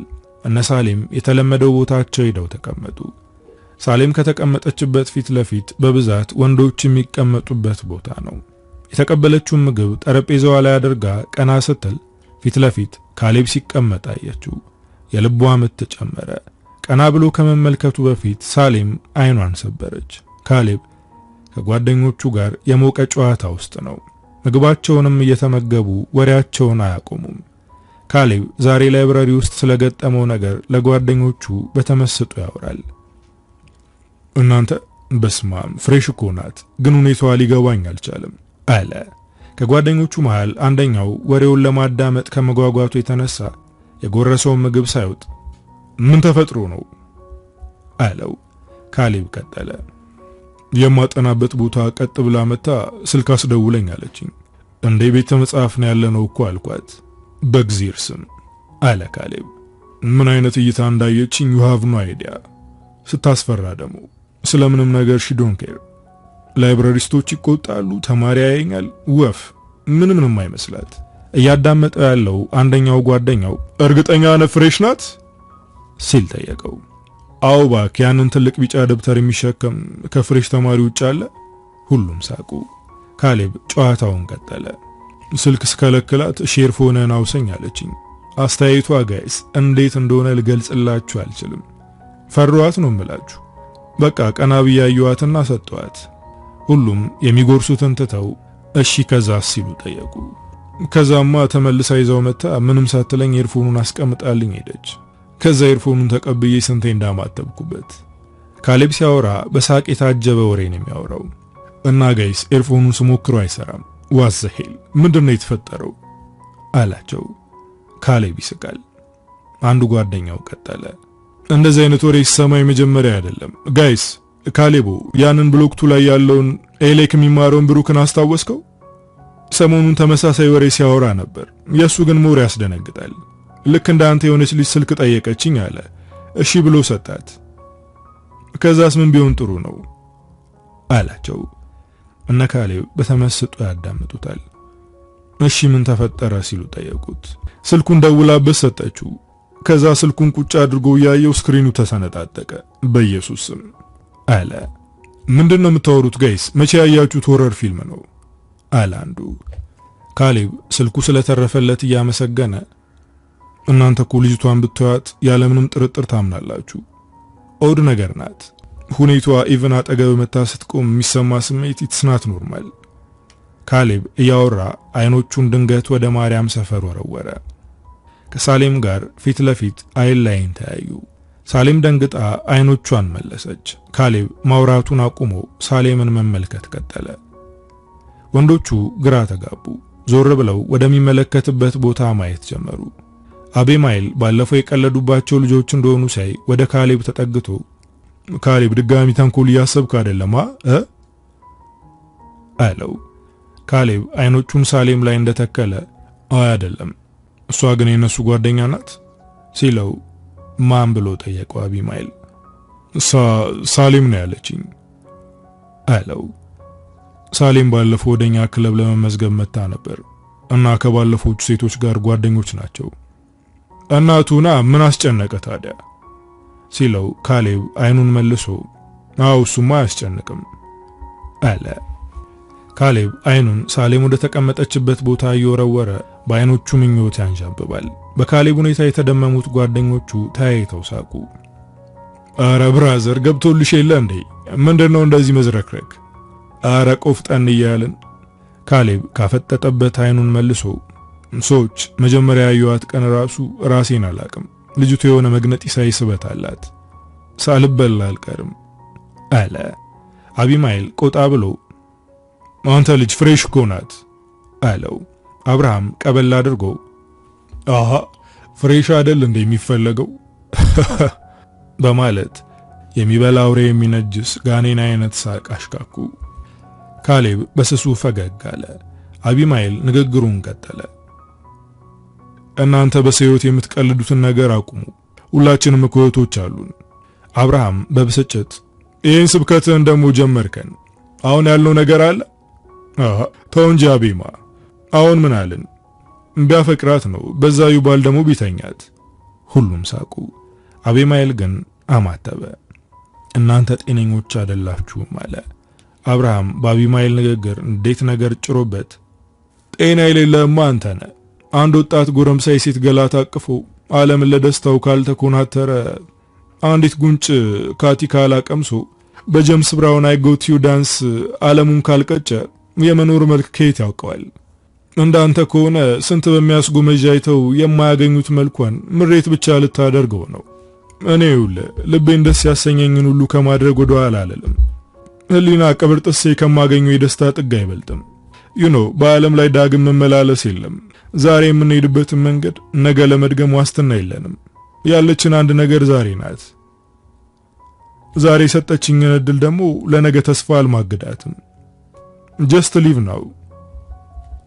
አብርሃም ደገፍ ብሎ ተቀመጠ። አብዛኞቹ የአብርሃም ሐሳብ አቀንቃኞች ናቸው። አቤማይል ከሁሉም ተቃራኒ ሐሳብ ያለው ልጅ ነው። በጊዜያዊ ደስታ ላይ ጊዜውን አያጠፋም። በጥልቀት ደስታ ሊሰጠው በሚችል ነገር ላይ ራሱን ይሰራል። ከጓደኞቹ ጋር ማሳለፍ ያለበትን ጊዜ ያሳልፋል። ነገር ግን ያረጉትን ነገር ሁሉ አያረግም። በማብሰልሰል በጥቂት ደስታ ብዙ ሐዘን የሚመጣበትን ገጠመኝ ካጠገቡ ያርቃል። ካሌብ ደግሞ ብዙ ጊዜውን በመጽሐፍ ያሳልፋል። ፈተና ካልተቃረበ በስተቀር የግቢ ትምህርቱን የሚያነብበት ጊዜ የለውም። በግቢ ውስጥ ብዙ ሴቶች ይወዱታል። ያማረ ቁመና አለው። የሚስብ ደም ግባት ያላቸው አይኖቹ በአንድ እይታ የመማረክ ዕድላቸው እጅግ ሰፊ ነው። የሚጽፈው ነገር በመኖር የቀመሰው እንዲሆን ስለሚሻ ብዙ ነገር ይሞክራል። ተጫዋች ነው። ሰዎች ላይ መቀለድና ማስደንገጥ ይመቸዋል። ግቢ ውስጥ ከሚገቡ ፍሬሽ ተማሪዎች እሱ በነበረባቸው ጊዜያት ሁሌም ፍሬሽ ተማሪ ላይ በመቀለድ ይታወቃል። የተመኛትን ሴት የራሱ ያላደረገበት ጊዜ የለም። ዓለም በአንድ ፀሐይ ዕለት ትደምቃለች። የወንድ ልጅ ገላ ደስታ ሴት ታውቃለች። በግማሽ ጨረቃ እየተኳረፉ በሌት መታረቅ ነው የመዋደድ ትርፉ። መፍካት እንዳበባ ጊዜውን ጠብቆ በሐዘን ስልቻ ጥቂት ሳቅ ደብቆ በሰማይ ከናፍር የምድርን ጫፍ ስሞ መኖር እንደ ዛሬ መኖር እንደ ነገ መኖር እንደ ከርሞ ይህች የስንኝ ቋጠሮ የካሌብ መዝሙር ናት። ስለ መኖር ያለውን ግምት ይዘይርበታል። ሳሌምን አሻግሮ እየተመለከተ በግማሽ ጨረቃ መሃል የፍቅራቸውን ጥለት ሲቋጭ ታየው። ከሰው ሁሉ ጎልታ እንድትታይ የሚያረጋት ቅላቷ የሰውነቱን ንዳድ አባሱት። ሰውነቱ ተቃጠለ። በጣቶቿ ቅዝቃዜ እየዳበሰች ብታበርድለት ተመኘ። እነ ሳሌም ምግባቸውን ጨርሰው ሳህናቸውን ይዘው ተነሱ። ካሌብ አይኑን ወደ ጓደኞቹ መልሶ የነሱን ጨዋታ ማዳመጥ ጀመረ። አብርሃምና አቢማኤል የሞቀ ክርክር ውስጥ ናቸው። አቢማኤል ድምጹን ከፍ አድርጎ ስለ ሰው ልጅ የመኖር ምርጫ ያወራል። ሁሉ ተፈቅዶልሃል፣ ሁሉ ግን አይጠቅምህም አለ። አብርሃም የፌስ ሳቁን እየሳቀ መጥቀም አለመጥቀሙን ቀምሰው ወይ ሞክረ ካላወቀው በምን ታውቀዋለህ አለው። መቼም እሳት እንደሚያቃጥል ለማወቅ ግዴታ እሳት ውስጥ እጄን ጨምሬ መሆን የለበትም አይደል ሲል ጠየቀው። ምን መሰለ አቤማ፣ አንዳንድ ነገሮች ቢያቃጥሉም ማወቅ ካለብህ ተቃጥለም ጣዕማቸውን ለዛቸውን ከማንደዳቸውም የሚገኘውን እውነት ማወቅ አለብህ። ሕይወት ሁለት መልክ ነው ያላት። መውደቅ፣ መነሳት፣ ማጣት፣ ማግኘት፣ መጥላት፣ መውደድ ብላ ብላ። ከሁለቱ ምዕራፍ ወዴትም የሕይወት ታሪክህን አትጽፍም ወዳጄ። እኔ መውደቅን አልፈራም። ለዛ ልቤ ደግሞ ያለኝን ከማድረግ ወደ ኋላ አልልም። የምታጠርበት ሕግ ደንብ ከሰውነቴ ሕግ ያሳንሰኛል። እንስሳ የሆንኩ ይመስለኛል። ሰዎች እኔ ለምኖረው ኑሮ ቦይ እንዲከፍሉልኝ አልጠብቅም። እየወደኩም እየተነሳውም እያበላሸው እያስተካከልኩ የራሴን መንገድ እሰራለሁ። ያንተ ሕግና ደንብ ያንተ ህልም ነው። እኔ ደግሞ የሰው ህልም አስፈጻሚ መሆን አልፈልግም ሲለው ወዴት አለ አቤማኤል። የአብርሃም ንግግር ከሱ ሐሳብ እየራቀ በመምጣቱ በእኔ መንገድ ሂድ ማለቴ አይደለም። ነገር ግን እየሄድክበት ያለው መንገድ ካልመረመርክ ወደ መኖር የሚያደርስ ብቻ ላይሆን ይችላል፣ ወደ ሞትም ሊሆን ይችላል። ደስታን ከመጠጥና ከሴት ልጅ ጭን ስር ለማግኘት መታተር ከመኖር ጥግ ያደርሳል ብዬ አላስብም። በጊዜና በሁኔታዎች አምናለሁ። እድሎች ሁሉ የስኬት መንገድ አይደሉም። ባገኘሁት ነፃ ጊዜ ሰውነቴን ካልገዛውበት እንደ እንስሳ የሚነዳኝ መሻት ብዙ አለኝ። ግን መኖራው ላይ ብቻ አይደለም አለ። ቀስ በቀስ ካፌ ውስጥ ያሉ ተማሪዎች እየወጡ አለቁ። እነ ካሌብ ብቻ ቀሩ። ለጽዳት የሚሯሯጡ እናቶች ገብተው ሰዓት አልቋል እየወጣችሁ ማለት ጀመሩ። እነ ካሌብ እና አብርሃምን ትተው ተነሱ። አቤማና አብርሃምም እያወሩ ተነስተው ተከተሏቸው። ከካፌያቸው እስከ መታጠቢያ ቦታቸው ድረስ እያወሩ ሄዱ። ካሌብ በመሃላቸው ገብቶ ሁለቱንም በራሳችሁ መንገድ ብትሄዱ የሁለታችሁንም ፍሬ ማየት የምንችል ይመስለኛል። አንዳንዴ ለሁሉም ሰው የመረጠውን እንዲኖር መፍቀድ ጥሩ እይታ ነው። እርስ በርስ ለመሳሳብ አትሞክሩ፣ አይመስላችሁም አለ የሁለቱንም ትከሻ መታ መታ እያደረገ። አብርሃም ፈጠን ብሎ ይመስለኛል አለ። አቤማኤልም ባይዋጥለትም በሽታ ተቀብሎ ሻይ ለመጠጣት ወደ ውጭ ወጡ። ሁሉም አላፊ አግዳሚውን እየቃኘ የሚጫወትባት ሻይ ቤት አለች። ሁሉንም እንደ ውሎ ታስቃኛለች። የሄደው ሁሉ ከሄደበት የሚመለስባት መንገድ ዳር ናት። ነጠላ የለበሱ የግቢ ጉባኤ ልጆች፣ ማስታወሻቸውን ከመጽሐፍ ቅዱስ ጋር የያዙ ልጆች፣ ከጁማ የሚመጡ በሂጃብ የተሸፈኑ ሴቶች፣ አይኖቻቸው ግልብጥ ብሎ የፈጠጠ ከጨብሲና ቅምቀማ ቦታ የሚመለሱ ከተለያየ ጣዕምና ሽታ የተዘጋጀላቸውን ጋንጃ ሲምጉ የከረሙ ሰውነታቸውን እንደ ጣን ተነክረውበት በሰለላይን በራሳቸው ዓለም የሚነግዱ ሁሉን የምታስቀኝ ሻይ ቤት ናት። ከመሸ ወደ ናይት ክለብና ከሀብታም ጋር ለተጣለ አዳር ቀጠሮ የሚነግዱ የተሽቀረቀሩ ሴቶች ጥድፊያ፣ ለሰርክ ጉባኤ የሚነግዱ እግሮች ሁሉ በአንድ የምታስተናግድ ጎዳና ሁሉም እስኪታዘቡት ድረስ የሚታዘብባት መድረክ የዓለም ሻይ ቤት ናት። እነ ካሌብ ከራት በኋላ ሌላ ቀጠሮ ከሌላቸው ዘወትር የዓለም ሻይ ቤት ይሰየማሉ። ወጪና ወራጁን እያዩ ቆንጆና ፉንጋውን ያማርጣሉ። መጥመጃ መንገዳቸውን እያሰቡ ንድፋቸውን ይቀምራሉ። አቤማኤል እየተነጫነጨም ቢሆን ሐሳባቸውን ይሰማል። እነ ሳሌም ከዓለም ሻይ ቤት ጎን ካለው ሻይ ቤት ሻይ ጠጥተው ብቅ ሲሉ ከነ ካሌብ ጋር ፊት ለፊት ተፋጠጡ። ካሌብ የልብ ምቱ ይሰማው ጀመር። ከሳሌም ፊት ትንሽ ፈገግታ ሲመለከት ተነስቶ ሰላም ሊላት ፈለገ። ውስጡ ላይ ያልታወቀው ስሜት ገፍቶ ሳሌም ፊት ለፊት አቆመው። ሳቤላ ደንግጣ ሃይ ሰውዬ ምን ያስሮጣል ልትገጨን ነው እንዴ አለችው። ካሌብ በልቡ ዝንብ ምን ያቅለበልባታል አለ። ፈገግ ብሎ ወደ ሳሌም እጁን ዘረጋ።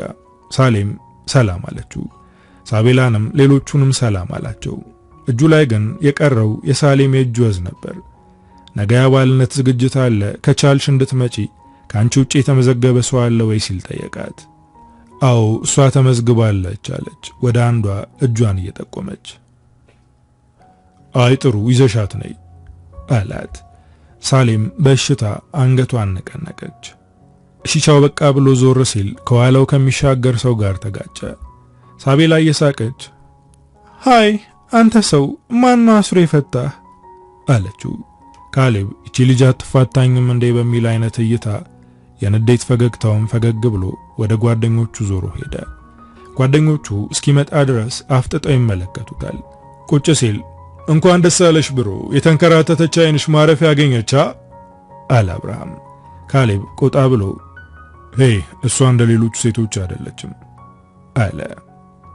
አቤት አቤት አለ አብርሃም በካሌብ ንግግር ተገርሞ። ምን ማለት ነው? በምን አወካት? ፍቅር ልትጫወት ባልሆነ ሲለው ጨዋታውን ምን አመጣው? ፍቅር ጨዋታ ነው ያለህ ማን ነው? አለ ካሌብ ቆጣ ብሎ። ኦ ይሄ ጫን ያለው ነው። ካሌብ ደህና ነህ? አንተ ነህ? አለው አብርሃም። ካሌብ ቀና ብሎ አይቶት ባይሆን አንድ ቢምቢ የሆነች ጓደኛ አለቻት አለ። ሁሉም ተሳሳቁ። አብርሃምም ደሞ ለቢምቢ ስንት ጸረ ቢምቢ አለ አለው። ካሌብ ወደ አብርሃም እየተመለከተ አንተ እሷን ከጠበስክ እውነትም ወንድ ነህ አለው። ምን ነው ከሷ ዞር እንዳረግልህ ነው? ደሞ ለቢምቢ ስንቷን እኮ እንዳዝረከረኩና በአንዲት ቀን ንግግር ከቅፌ እንደማውል ታውቃለህ አለው። አይ ኖ ግን እነዚህ ጀማዎች ቀላል አይደሉም፣ ቅብጠት አይታይባቸውም። እቺ ልጅ ደግሞ ድንፋቷን ባለፈ ያየኸው ይመስለኛል። ደርሶ ያራስ ነብር የሚያደርጋት ልጅ ናት፣ ደግሞ ቆንጂዬም ናት አለ ካሌብ። አብርሃም ቀበል አድርጎ አንተ የትኛዋን የወደድከው ቆይ ሲል ጠየቀው። ካሌብ ፈገግ ብሎ እኔ ማንንም አልወደድኩም፣ ባይሆን አሁን እንነሳ፣ ነገ ፕሮግራም አለብኝ፣ አንዳንድ ጽሑፍ ማዘጋጀት አለብኝ፣ እናንተም አንብቡ አለ። አቤማይል ቤተክርስቲያን ልሳለም ብሎ ተነሳ።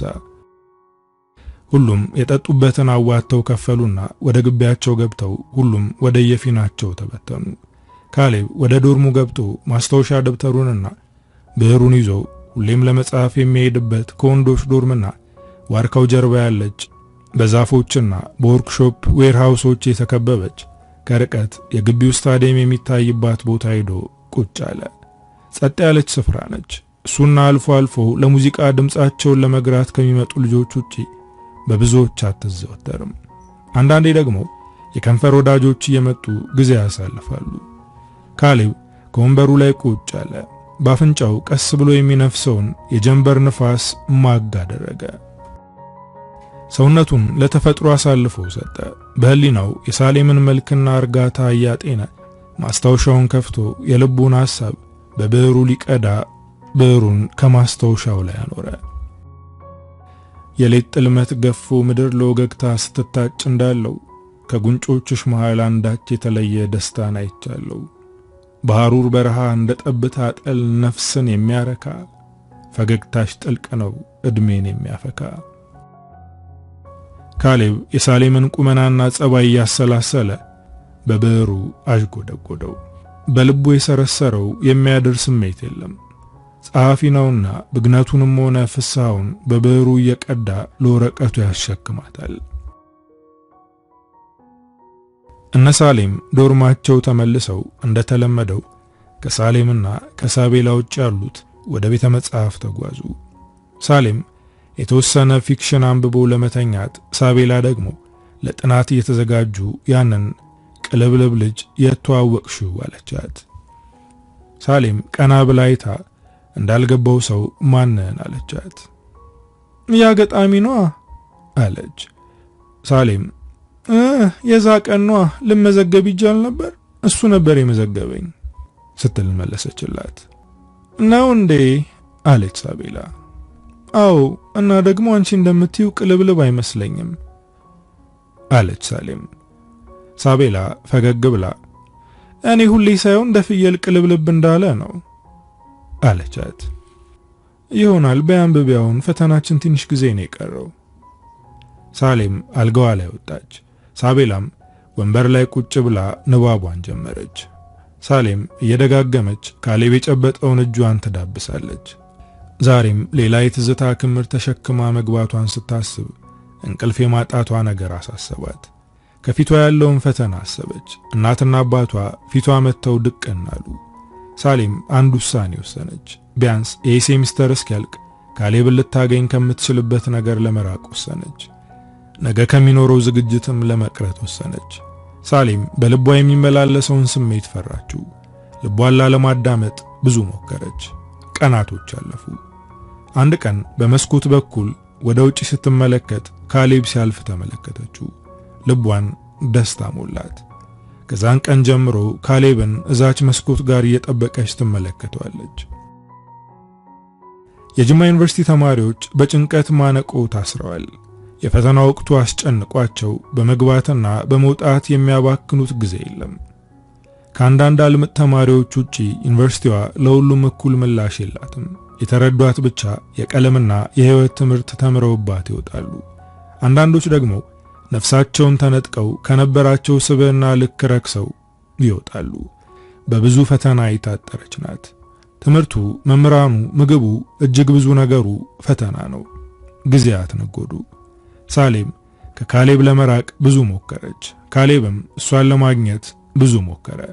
አልተሳካለትም። ፈተና ስለነበር እሱም ወደ ትምህርቱ አተኮረ።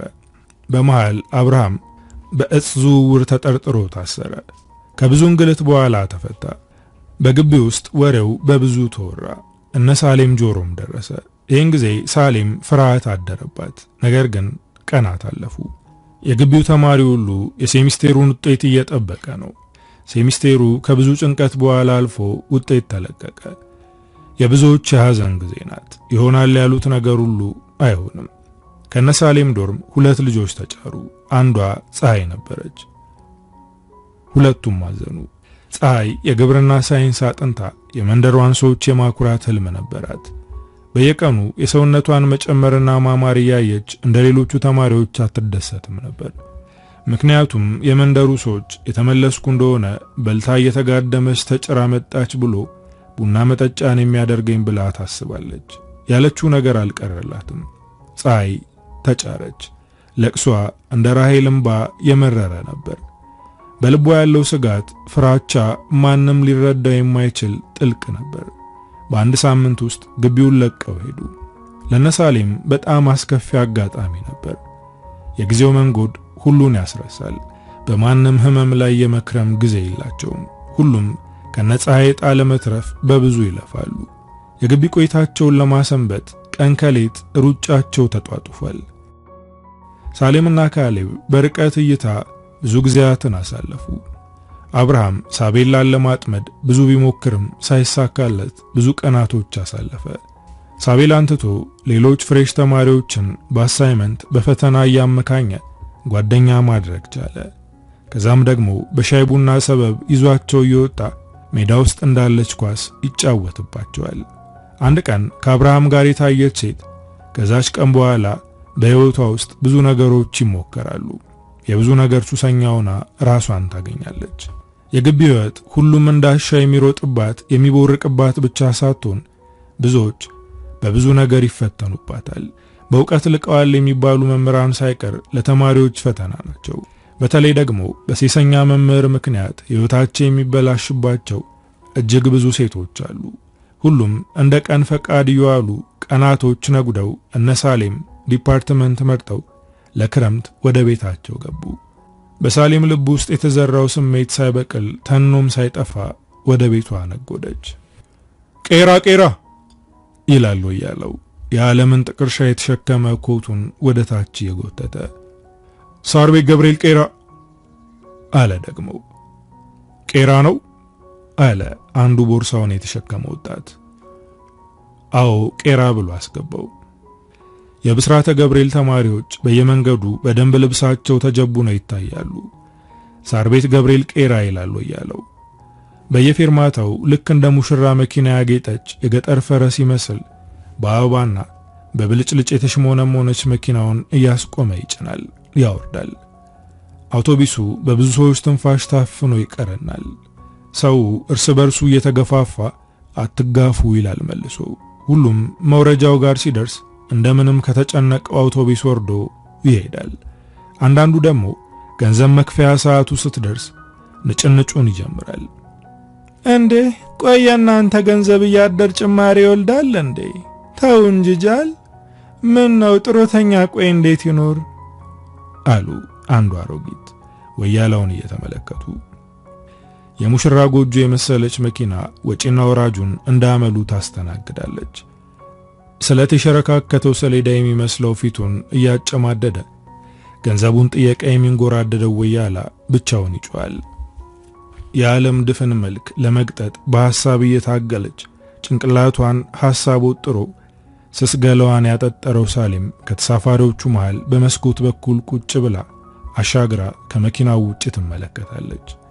መንገደኛው ሁሉ ከእርምጃው ባለፈ ከሐዘኑ ጋር ተላምዶ በጥድፊያ የተመረኮዘች አቅጣጫ አልባ ሕይወቱን በጉዞ ይዘውራል።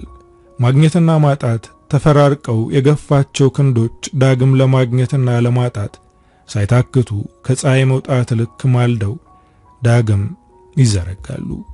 ሳሌም የሰዎችን መታተር እየተመለከተች ታደንቃለች። ለአንድ ዓመት በጅማ ዩኒቨርሲቲ ያሳለፈችውን ጊዜ እያሰበች ነገሮች ምን ያክል የተለያየ መልክ እንዳላቸው አጤነች።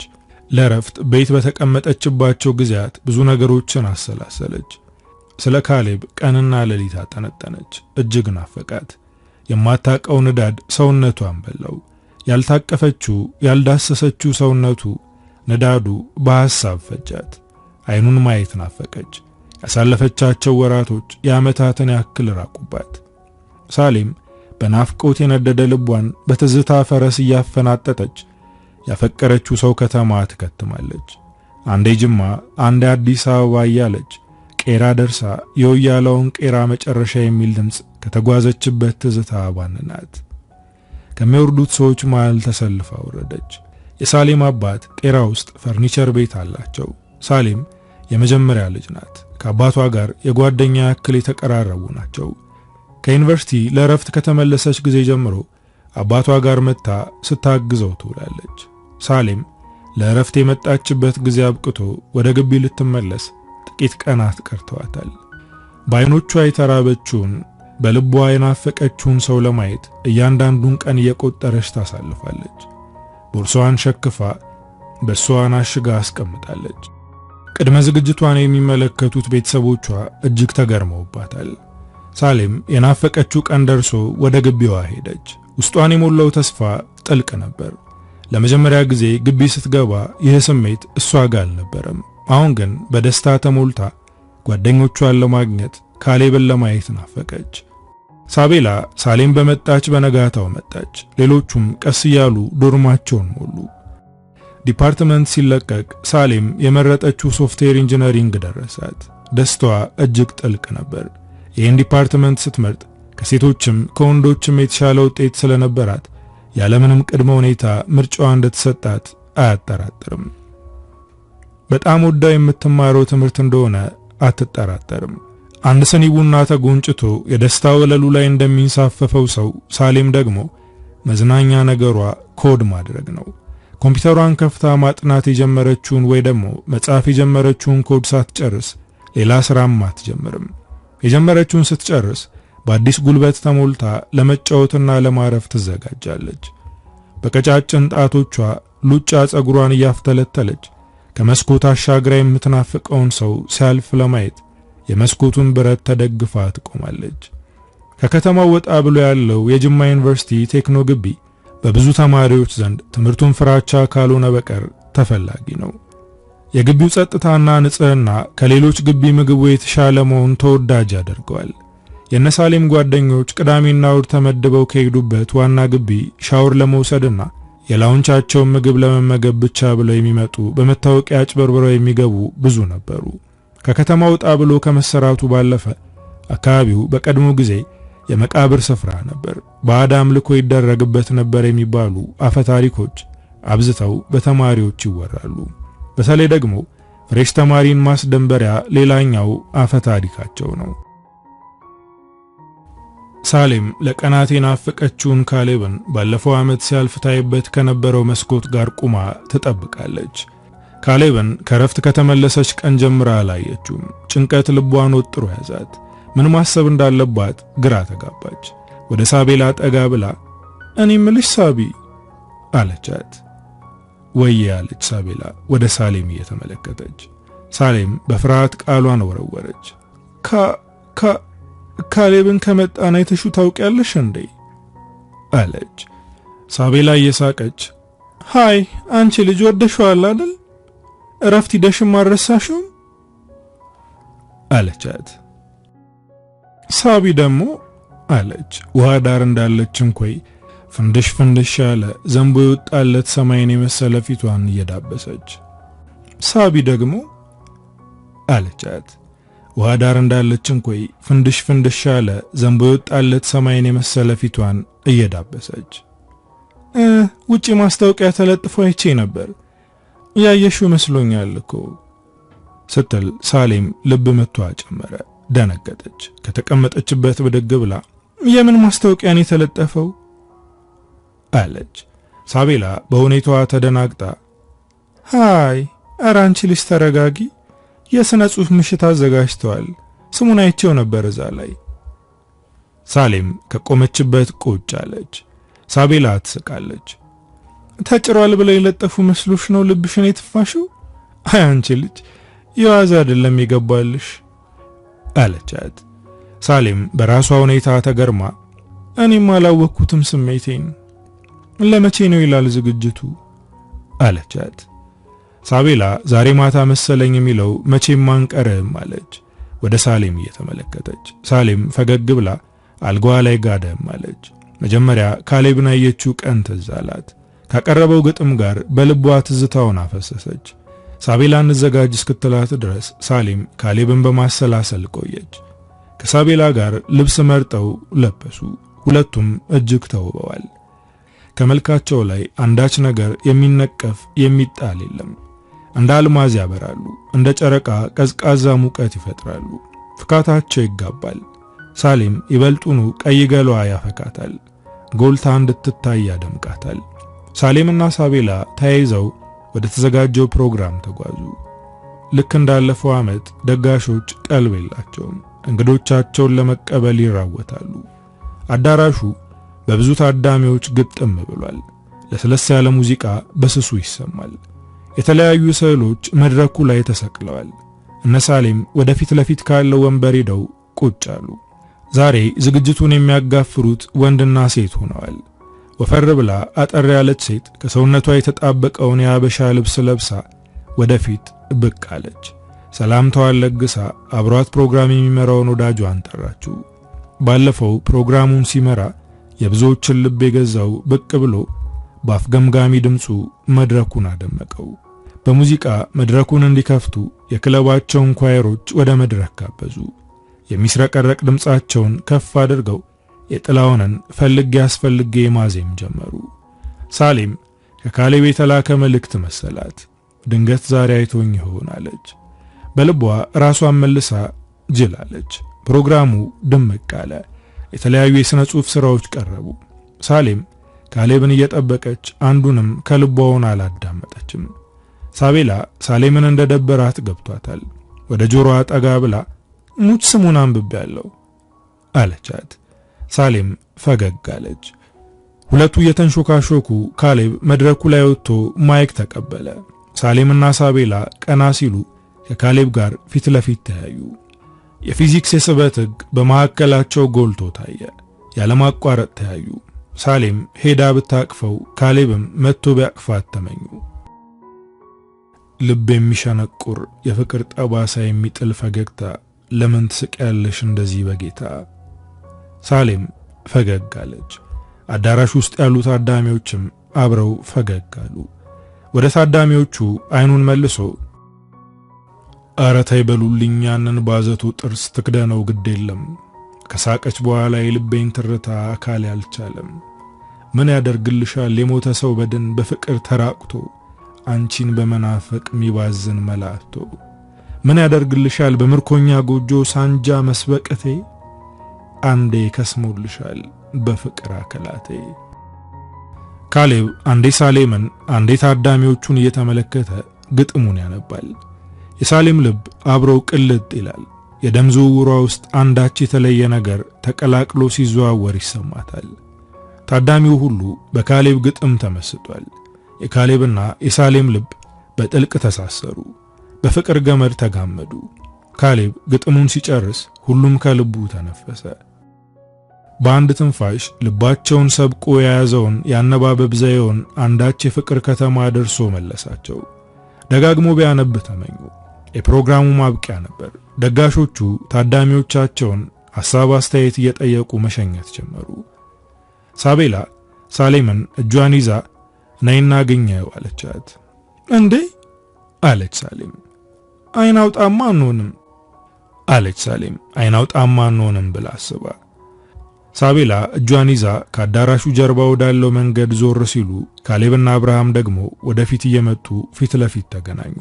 አብርሃም ፈጠን ብሎ ሳቤላን አንቺ ጉልቤ አላት። ሳቤላ ቆጣ ብላ ሃይ አንተ አትነጅሰኝ ካለች በኋላ ወደ ካሌብ ዞር ብላ አንተ በእናትህ እንዲቁም ነገረኛ ነህ እንዴ? ደሞ ከየት ነው የሚመጣል የሁሉ ነገር?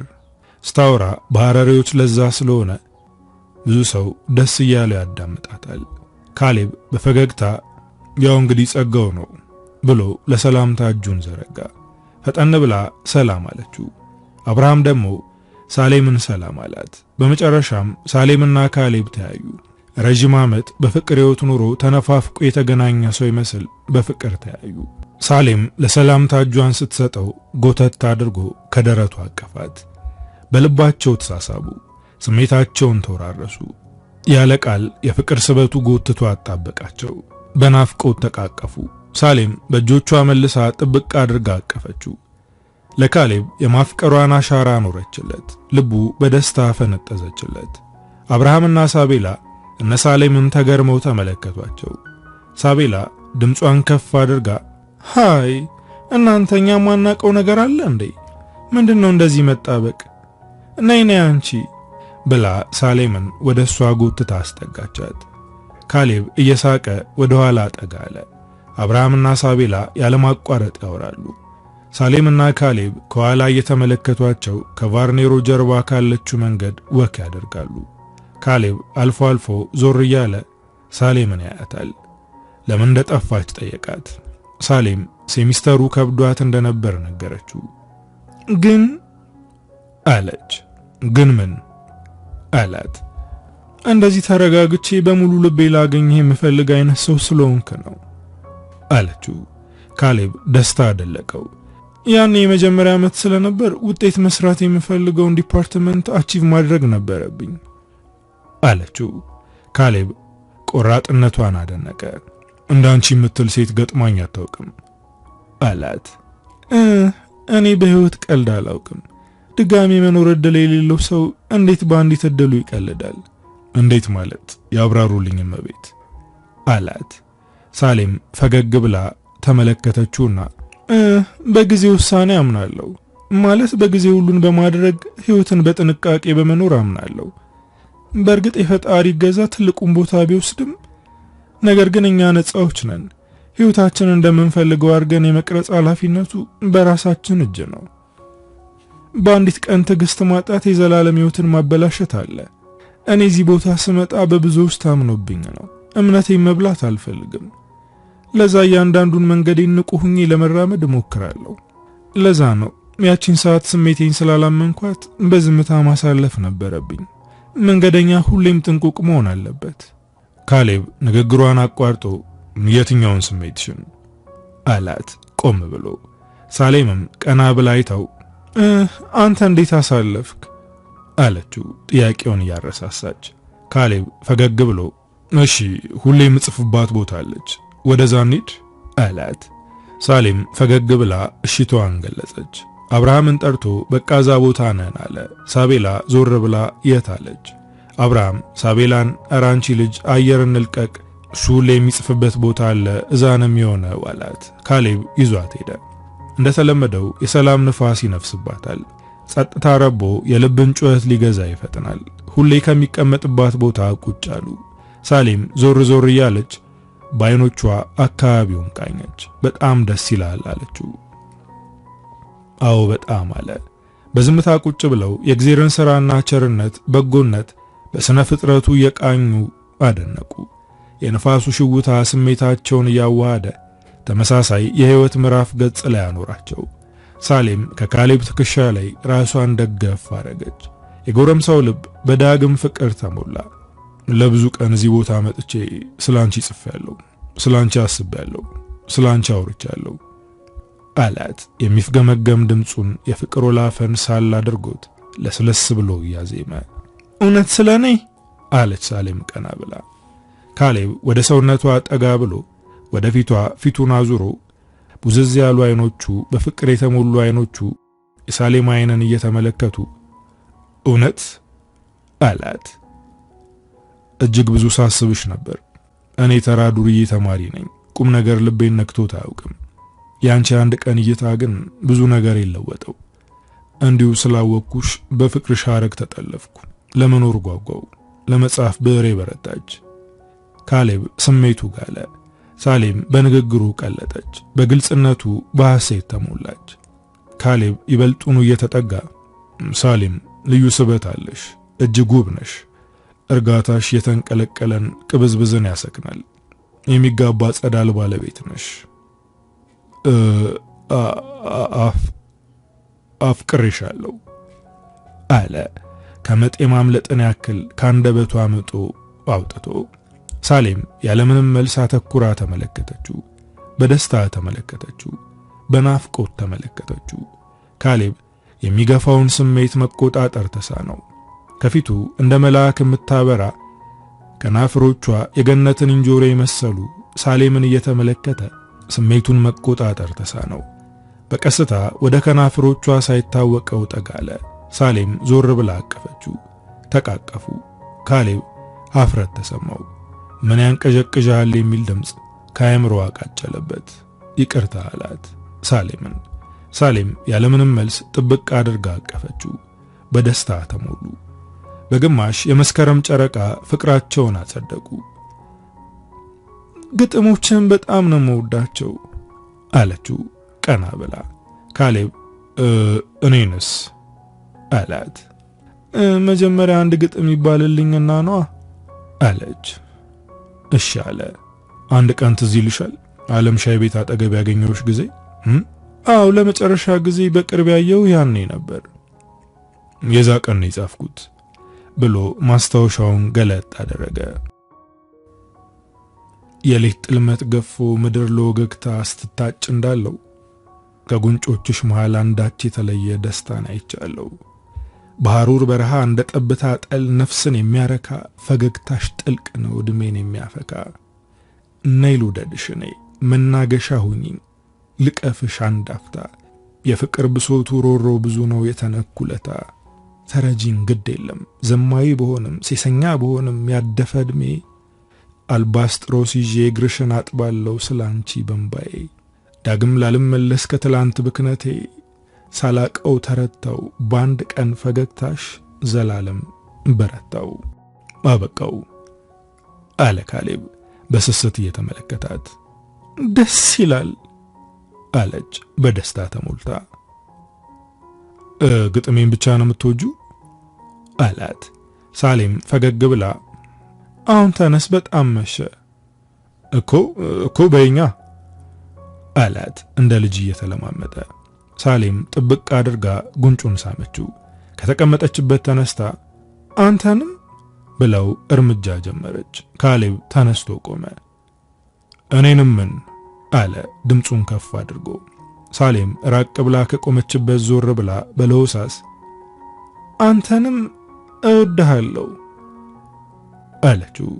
ካሌብ ልቡ በደስታ ፈነጠዘ። ጮኸ። ሳሌም እየሳቀች ወደ ዶርሟ ተመለሰች። ወደ ብሎካቸው ስትገባ የዶርሟ ሴቶች በር ላይ ወጥተው ይንሾካሾካሉ። ሳሌም ግራ ገብቷት ሳቤላና ሌሎች የዶርሟ ልጆች ካሉበት ሄደች። ኧረ አንዲት ልጅ ዶርም ቀጥ ብላ ገብታ አሳድሩኛለች ሲሉ ነገሯት። ማናት ስትል ጠየቀች። ኧረ የት እናውቃታለን፣ ብቻ ብዙ ጊዜ እንደዚህ ታደርጋለች አሉ። ዛሬኛ ዶርም ገብታለች፣ ደሞስ ታስፈራ አላት። ኧረ አትፍሩ፣ ምን ታረገናለች? ግን የሷ ዶርም የላትም? እኛ ጋር ለምንድን ነው የምታድረው ስትል ጠየቀች። ስንጠይቃት ከዶርም ልጆች ጋር ተጣልቼ ነው ነገ እስከማስተካከል ነው አለች። ሃይ ደግሞ ምን ጣጣ አለው? አንድ ባዶ አልጋ አለ፣ እዛ ላይ እንደፈለገች ትሁን ብዬ ነው አለች ሳቤላ። ካልሽ እንግዲህ ተባብለው ተያይዘው ገቡ። ሲገቡ ልጅቷ ክፍት አልጋው ላይ ጥቅልል ብላ ተኝታለች። ሁሉም ገብተው አልጋቸው ላይ ተቀመጡ። ሳቤላ ሳሌም አልጋ ላይ መታ ተቀመጠች። ቀስ ብላ እንዴት ነበር ንገሪኝ እስኪ አለቻት። ሳሌም የልቧን ደስታ ወደፊቷ እየቀዳች የተፈጠረውን ነገረቻት። ሃይ አጃይብ ነው በእናትሽ አለቻት። ሁለቱም አልጋቸው ውስጥ ገብተው ወደ እንቅልፍ ዓለም ተሳፈሩ።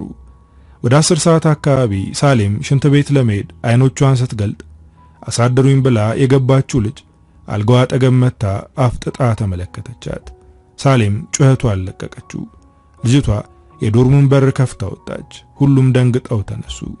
የተፈጠረውን ስትነግራቸው ሁሉም በፍርሃት ተዋጡ። ጤነኛ ሰው አብሯቸው እንዳልነበር ሲገባቸው እጅግ በጣም ተደናገጡ። ሳሌምን ምንም እንዳላደረገቻት ደጋግመው ጠየቋት። ወደ ፕሮክተር ቢሮ ተሰብስበው ሄደው አመለከቱ። ፕሮክተሮቹ እንዲህ አይነት ማመልከቻ ሲደርሳቸው በጣም ብዙ ጊዜ ነበር። ነገር ግን እንደዚህ የምትባለዋ ልጅ በብዙ ችግር ያለፈችና ሕክምና የሚያስፈልጋት እንደሆነ አመልክተው መልስ ስላልተሰጣቸው ምንም አይነት ውሳኔ መወሰን አልቻሉም። ነገር ግን በቻሉት መጠን ተማሪው ስለ ልጅቱ ተረድቶ እንዳይሸሻት አልፎም ደግሞ ራሱን እንዲጠብቅ መረጃዎችን መስጠት ጀመሩ። ናርዶስ ትባላለች። አሁን የ2ኛ ዓመት ተማሪ ናት። ነገር ግን አሁን 4ኛ ወይም ደግሞ 3ኛ ዓመት የምትሆንበት ጊዜ እንደነበር ይወራል። በጅማ ውስጥ ታዋቂ የደረጃ ተማሪ ነበረች። እንዲህ ለመሆኗ ብዙ ምክንያቶች ይነሳሉ። መድኃኒት ተደርጎባት ነው፣ ፍቅር ይዟት ነው። ሌላው ደግሞ ብዙዎች የሚያምኑበት 10ኛ ክፍል እያለች ቤታቸው በእሳት አደጋ ተቃጥሎ ቤተሰቡ የገባበት የኑሮ ቀውስ እንዲህ እንዳደረጋት ብቻ ናርዶስ ስለሚሆኑ ነገሮች በንቃት አታውቅም። ለትምህርት ግን ጥልቅ ፍቅር አላት። ዘወትር ከላይብረሪ አጠፋም። ባታነብም እየዞረች መጽሐፎችን ታገላብጣለች። መምህራኖች ሲያስተምሩ አልፎ አልፎ ትሰማለች። የሰማችውን ትፈተናለች። አንዳንዴ አንዳች ደበቅ ያለ ቦታ ሄዳ እናቱ እንደሞተችበት ሕፃን ልጅ ስቅስቅ ብላ ታለቅሳለች። ማንም አያባብላትም፣ ማንንም አታስጠጋም። ካፌ በሚዘጋበት ሰዓት እየሄደች ምግብ ስጡኝ የሚሉ ዝግብ ትፈጥራለች። ግቢው አንድ መላ እስኪሰጣት ድረስ ብሎ ሁሉም የበኩሉን ለማድረግ ይጥራል። የግቢው ተማሪዎች ሁሉም በየሃይማኖታቸው እሷን ለማዳን ሞክረዋል። አንዳቸውም አልተሳካላቸውም። የሚፈልጋት የሚያግዝ ቤተሰብ አለመኖሩ ደግሞ ይበልጥ ጉዳዩን አስቸጋሪ አድርጎታል። እነ ሳሌም ይህንን ሲሰሙ ተረጋግተው ወደ ዶርም ገቡ። ከዛ ቀን በኋላ በአጋጣሚ ከተያዩ የተለየ ፊት ላለማሳየት ሞክረው ያልፋሉ። ካሌብ ከዚህ በፊት በሷ ምክንያት ኤርፎኑ እንደተበላሸ ሲነግራት የበለጠ ፍርሃት ውስጧ ነበር። ነገር ግን ከማንም በላይ እጅግ ታዝንለት ነበር። እጅግ ብዙ ጊዜ ቀርቦ ለማውራት ሞክሮ አልተሳካላትም። ናርዶስ በብዙ ተማሪዎች ዘንድ ትፈራ ነበር። በባዶ እግሯ በአንድ አቅጣጫው ላይ ስትሄድ ሲመለከቷት መጠቋቆሚያ ነበረች። ቀኖች፣ ወራቶች እየገፉ ሲመጡ ናርዶስ የልቧንም ማንም ሳያውቀው ሳይረዳው ደረጃውን ከፍ አድርጎ አቀወሳት። ከዩኒቨርሲቲው ደጅ ከድሮ ጀምራ ከጇ የማይጠፋውን ደብተር ይዛ ለርቃንነት ምንም ባልቀረው ራፊ ጨርቅ እንደተሸፈነች የሷን ህልም ለመኖር የሚጓዙ መንገደኞችን ትመለከታለች። ናርዶስ ግን ህይወት በአንዲት እሷ በማታቀው ክስተት ከመንገደኞች ተርታ አውጥታ ልክ እንደ መንገድ ሁሉም የሚታዘባት ሁሉን የምትታዘበው ነች። ዋንጫ አንስታ ስሟ በክብር ሊጻፍ በሚችልበት ግቢ ስሟ ናርዶስ እብዷ ናርዶስ መንፈስ እየተባለ ተሰየመ። ያበደ ሰው መች ቁጭት ይታወቃል፣ መንገደኛው ይቆጭላታል እንጂ። የዩኒቨርሲቲ ህይወት እድሉን አግኝተው ለሄዱ የብዙ ሰዎችን የፈተና ወደ መመልከቻ የተለየች ዓለም ናት። ፈተናቸውን ወደ ደስታ የሚለውጡ እንቅስቃሴያቸውን ከፈጣሪ ጋር አድርገው የሚጓዙ ጥቂቶች ናቸው። ለዛም የከሸፈ ህይወት መመልከት ቀላል ነው። የሰውነት ልክ የራቃቸው ከመምህራን እስከ ባለሀብቶች የግቢ ሴቶች ላይ እንደ ጩሉሌ ዘወትር ያንዣብባሉ። ይህንን ፈተና የሚሻገሩም ጥቂቶች ናቸው። የሁሉም ፈተና ፈርጅ አለው። በሱስ ዓለም ተጠምደው የሚያደርጉትን የማያውቁ ሱስ በፈጠረላቸው ዓለም ውስጥ ዘወትር የሚዋዥቁትን ዶርማቸው ይቁጠራቸው። ብቻ ሁሉም ማፈግፈግ የሌለበት የራሱን መንገድ ህይወት እንደዘረጋችለት ተጓዥ ነው። በመውደቅና በመነሳት መሃል አካሉን እንደ ሸማኔ መወርወሪያ ከዚህ ዛ እያስሮጠ ነገውን ዛሬ ላይ ቆሞ ለማያውቃት ነገ ዛሬውን ያፈርሳል፣ ይሰራል። ብቻ ሁሉም መንገደኛ ጥንቁቅ ስላልሆነ ህይወት አቅጣጫዋን ወደምትፈልገው እየቀየረች አንገቱን ቆልምማ ካላሰበችው ታውለዋለች። የሳሌምና የካሌብ ፍቅር በብዙ ጥንቃቄና ብልሃት ተሞላ። አብረው ከነፉ፣ አብረው ነገን አለሙ። ፍቅር ለዚህ ጎምዛዛ ዓለም ጣም ብቻ ሳትሆን መድኃኒት ናትና መድኃኒት ሆነቻቸው።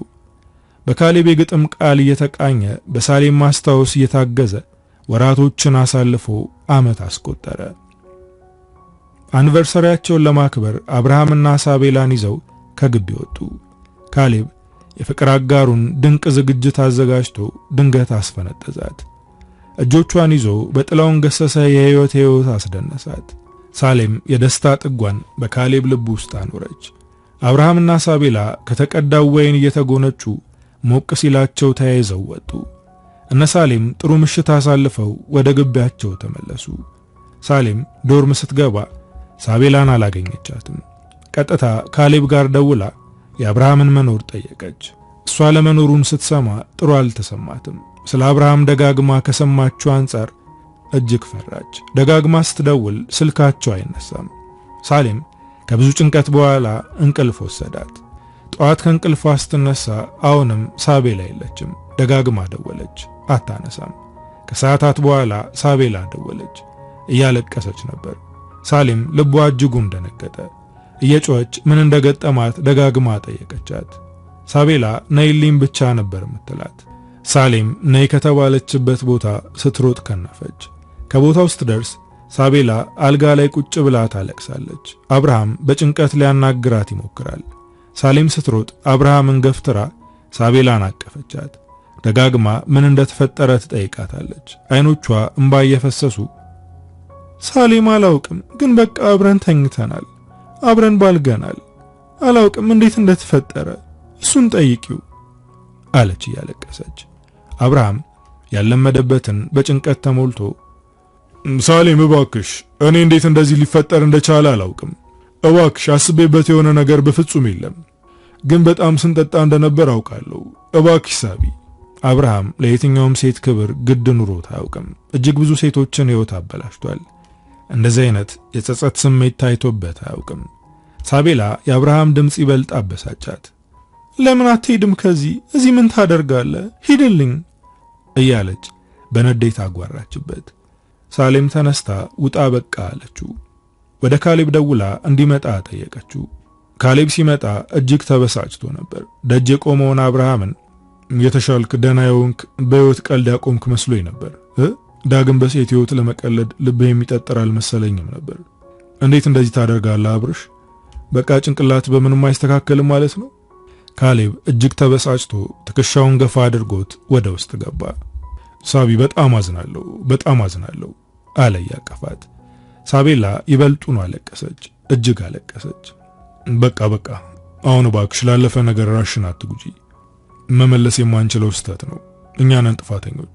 እናንተን ለብቻችሁ መተው አልነበረብንም። እኛ ነን ጥፋተኞች አለ። አብራት የምታለቅሰውን ሳሌምንም ተያንቺ ደግሞ አታባብሽባት፣ በቃ ተነሱ እንውጣ ከዚህ ክፍል አላቸው። ካሌብ ሁሉንም አረጋግቶ ይዟቸው ወጣ። ሳቤላ አብርሃምን ስታይ ሲብስባት ሂዳንተ ወደ ዶርም ብለው ሸኙት። ውጭ የተወሰነ ጊዜ አሳለፉ። አንዳንዴ እነ ካሌብ የሚያድሩባት ከግቢ ውጪ በ200 ብር የተከራዩት ቤት ይዟቸው ሄደ። 2 ቀን ሳሌምና ሳቤላ እዛ አሳለፉ። ሳቤላ ንዴትና ቁጭት ሞልቷታል። ስለ አብርሃም መስማትም ሆነ እሱን ማየት አትፈልግም። በቻለችው መጠን ወደ ራሷ ለመመለስ ሞከረች። ብዙ ቀናቶች በህመምና በጭንቀት አሳለፈች። በእነዚህ ቀናቶች ውስጥ ሁሉ አብርሃም እሷን ለማግኘት ብዙ ይሞክር ነበር። በየቀኑ የይቅርታ መልእክት በስልኳ ያስቀምጥላት ነበር። አብርሃም ፍጹም ባልጠበቀው መንገድ ውስጡ ላይ የነበረው የትዕቢት መንፈስ ሙቶ አገኘው። ብዙ ጊዜውን የራሱንና የብዙዎችን ሕይወት ሲበክል ከርሞ አሁን ግን ለመጀመሪያ ጊዜ ለሕሊና ጸጸት እጁን ሰጠ። እስከዛሬ የሄደበትን መንገድ ሁሉ ረገመ። ከብዙ ነገር ራሱን አግልሎ ሳለ ብቻ ይቅር እንድትለው ብዙ ጣረ። ሳቤላ ቀናቶች ሲሄዱ አብርሃም ስላለበት ሁኔታ ስትሰማ ንዴቷ እየበረደ መጣ። ከአብርሃም ጋር ማውራት ጀመሩ። አብርሃም እንደ ቢንቢ መስላ ያወቃትን ልጅ የርግብን ልብ አገኘባት። ጥልቅ ፍቅር ጠፍንጎ የመባከን ጊዜውን ገታ። ከካሌብ ጋር የሚመረቁበት ዓመት ስለሆነ ያሳለፉትን 4 ዓመት እንዳልኖሩት ቆጥረው ከዜሮ ሕይወትን ጀመሩ። በመሃል ያልጠበቁት ፈተና ከፊታቸው ተደቀነ። ሳቤላ በህመም ከርማ ሕክምና ስትሄድ ማርገዟን ነገሯት። ሰማይ ካስማው ተገንድሶ አናቷ ላይ የወረደ ያክል ደነገጠች። ሳሌምም በሰማችው ነገር ትልቅ ድንጋጤ ውስጥ ገባች። መንገዳቸው አዲስ አቅጣጫ ለመቀየስ ተንደረደረ። ፈጽሞ ያላሰቡት የሕይወት ጎዳና ላይ ተገኙ።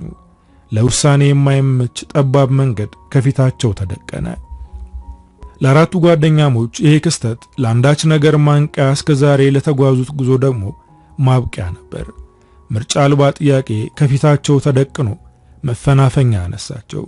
እንደ ሸማኔ ጉድጓድ የጨለመ ምዕራፍ ላይ ተገኙ። ሳቤላ በሐዘንና በመሸማቀቅ ከሰውነት ተራ ወጣች። የሳቅና የጨዋታዋ ንግሥት በዝምታና በሐዘን አንገቷን ሰብራ ቀረች። ሰንቃ የመጣችውን ተስፋና ህልም በእንባዋ ወርዳ በተነችው። ዊዝድሮዋል ሞልታ ከግቢ ውጭ ያለ የአብርሃምና የካሌብ ኦፊስ አስቀመጧት። አብርሃም ጸጸት ልቡን ሸንቁሮት ስተቱ ዳግም ሌላ ስተት ወልዶ ይፋቅ ይመስል ለመፋቅ ደፋ ቀና ይላል። የከፈሉትና የሚከፍሉትን የጥፋት ፍዳ ለመቀበል ወሰነ። እነ ካሌብ የሚያውቁት አብርሃም አልነበረም። አቢማይልን በገባና በወጣ ቁጥር የሚሸነቁረው አባስ ሳልሙኝ እያለ የሚፎግረው የሚቀልደው አብርሃም ዛሬ የለም። ዛሬ ሕይወት አንገቱን ጠምዝዛ አዲስ ምዕራፍ አስጀምረዋለች። ትላንት በሰው በኩል መልእክት የሚልክበት ጌታው ጋር ሂዶ ደፍሮ ለመነው። ባለማወቅና በስሜት እየተነዱ የሚዘውሩት ሕይወት የሚከፈልለት ዋጋ ቀላል አይደለም። ጉልበት፣ ጊዜ፣ ዕድሜ ሲያልፍ ደግሞ የነፍስ ዋጋም ታስከፍላለች። የሰው ልጅ ራሱን በጥቂት ነገር እየገዛ ዛሬውን ካልተጠነቀቀ ነገ ልውጣ ቢል እንደ ጨጎጊት ሰውነት ላይ ተጣብቆ የማይለቅ ቢታጠቡት የማይነጻ እድፍ ይሸምታል ይላል አቢማይል። ካሌብና አብርሃም በጓደኞቻቸው ጭንቀት ተወጥረው ከብዙ ነገር ራቁ። ሁሉም ሳቤላን በመንከባከብ ከባዱን ጊዜ በጋራ ለመሻገር ወስነው ቆሙ። አብርሃም ማታ ማታ መስተንግዶ ተቀጥሮ መስራት ጀመረ። ሳሌም ከዶርም ወጥታ ከእሷ ጋር እየኖረች ትምህርቷን መማር ጀመረች። ካሌብም ጓደኛውን በቻለው ነገር እየተጋገዙ ቀናቶችን ተቋቋሙ። የሰው ወሬን ሁሉ ወደ ኋላ ጥለው ስተታቸውን ለመካስ ሞከሩ። ጥር ላይ ተማሪ ሲወጣ ሳሌምና ሳቤላ ወደ ቤታቸው አልሄዱም። ሳቤላ ሆዷ በጣም ገፍቷል። ተጨማሪ ትምህርት እንደጀመሩና እረፍት እንደሌላቸው ለቤተሰብ ነግረው ቀሩ። ሳሌምን እንድትሄድ በየተራ ሁሉም ሲለምኗት ፍጹም አለች። ካሌብ ደስተኛ ነው በመኖሯ። እጅግ አስከፊ የመከራ ቀናቶችን አሳለፉ። የመራብ፣ የመጠማት፣ የማዘን፣ የማጣት፣ ተስፋ የመቁረጥ አሰልቺ ቀናቶችን ተጋፈጡ። በብዙሃኖች ወሬ፣ በብዙሃኖች ስላቅ ማናቸውም ወደ ኋላ ሳይሉ በጋራ ወደፊት ተራመዱ። በሰውነት ከተቀዳ ከመወለድ በላይ በሆነ ዝምድና በፍቅር ተሳሰሩ። ፈተና ከደምና ከሥጋ በላይ በመንፈስ አንድ አረጋቸው እና አብርሃም መመረቂያ ጊዜያቸው ደረሰ። ከሚመረቁት አብርሃምና ካሌብ በላይ ሳሌምና ሳቤላ በደስታ ተሞልተው ነበር። የመከራ ጊዜው ማብቂያው እንደደረሰ ተሰማቸው። ሳቤላ ዘወትር የቤተሰቦቿ ነገር ልቧን እየናጠ ቢበላትም የእሱ መመረቅና መውጣት ደግሞ ብዙ ነገሮችን ሊያስተካክል እንደሚችል በማሰብ ተጽናናች። አብርሃም በማይታወቅ ማንነት ተውቦ ሳቤላን በማስደሰትና እሷን ለመካስ በመጣር ከሰውነት ተራ ከወጣ ቆየ። ያሾፈባት ጊዜ ለምንም በማነስ ዋጋዋን አሳየችው። አብርሃም በመከራ ተደቁሶ ቀልቡን ገዛ። በግቢ ያሳለፉት መልካምም መጥፎም ጊዜ አበቃ። ተመርቀው ተሰናበቱ። ከምርቃት ጥቂት ቀናቶች በኋላ ሳቤላ በጣም መታመም ጀመረች። ሳሌምም ካሌብም ወደ ቤተሰብ ጋር መመለስ የነበረባቸው ጊዜ ነበር። ነገር ግን ሳቤላ ጊዜዋ እየደረሰ ስለሆነ አንዳች ነገር ማድረግ ነበረባቸው። ሳቤላ እንደዚሁና በፍጹም ቤተሰብ ጋር ለመሄድ አትስማማም። ስለዚህ የጀመሩትን የገቡበትን ፈተና አብረው ለመወጣት ዳግም አብረው ቆሙ። የሳቤላ መታመም በጣም ሐሳብና ጭንቀት ሆነባቸው። ከመውለጃ ጊዜዋ ቀደም ብሎ የሳቤላ ምጥ መጣ። የጅማ ዩኒቨርሲቲ ሪፈራል ሆስፒታል ይዘዋት ሄዱ። ሳቤላ ላበላቡና ጥልቅ ህመም ውስጥ ናት። ሁሉም የጭንቀት ማዕበል አናወጣቸው። በሕይወታቸው በዚህ ሰዓትና በእንዲህ አይነት ሁኔታ እንገናኛለን ብለው ያላሰቡት ቦታ ጊዜ አቆማቸው። እና አብርሃም በጭንቀት እየተንቆራጠጡ ሰዓታት አለፉ። ሳቤላን ካስገቡበት ክፍል የሚያወጡ እናቶች ድምፅ በጥልቅ ይሰማል። የጭንቀት ዋይታቸውን ሁሉም ይሰማሉ። በዚህ ሁኔታ እጅግ ብዙ ሰዓታትን አሳለፉ። አብርሃም እንደምንም አንዴ ልግባ ብሎ ገባ። ሳቤላ እጅግ በጣም ደክማለች። ማማጥ አቅቷታል። እጅግ ብዙ ሐዘንና ሲቃይ የተሸከመ እንባ ኩልል እያለ ካይኗ ይወርዳል። አብርሃም አብሯት እያለቀሰ አይዞኝ፣ ትንሽ ብቻ በርቺልኝ፣ ትንሽ ብቻ እያለ ነው። አንዷ ነጭናጫ ነርስ ተቆጥታ አስወጣችው። ከሰዓታት በኋላ ያቺ ነርስ ተመልሳ መጣ። እንባን ባቀረሩ አይኖች ለመውጣት በሚታገል የቃላት ግፊያ የሳቤላ ቤተሰቦች አለች። አብርሃም ካሌብና ሳሌም ሲሮጡ ወደ ነርሷ ተጠጉ። ነርሷ ዝም ብላ ቆየች። አቤት አቤት አቤት አለ አብርሃም። ባለቤቷ ነህ አለችው። አው አለ። ሳሌምም ተቀብላ አው እኔም እህቷ ነኝ፣ ተገላገለች አለቻት። ነርሷ አንገቷን ሰብራ ድጋሚ ቀና ብላ ሶስቱን ተመለከተቻቸው። እነ ሳሌም በድንጋጤ ብዙ ጥያቄ በቅጽበታት በላባ ጠመቃቸው። አብርሃም ከልቡ በህመም በተጎተተ ቃሉ ነርስ ችግር አለ እያለ ወደ ውስጥ አንገቱን እያነጣጠረ መመልከት ጀመረ።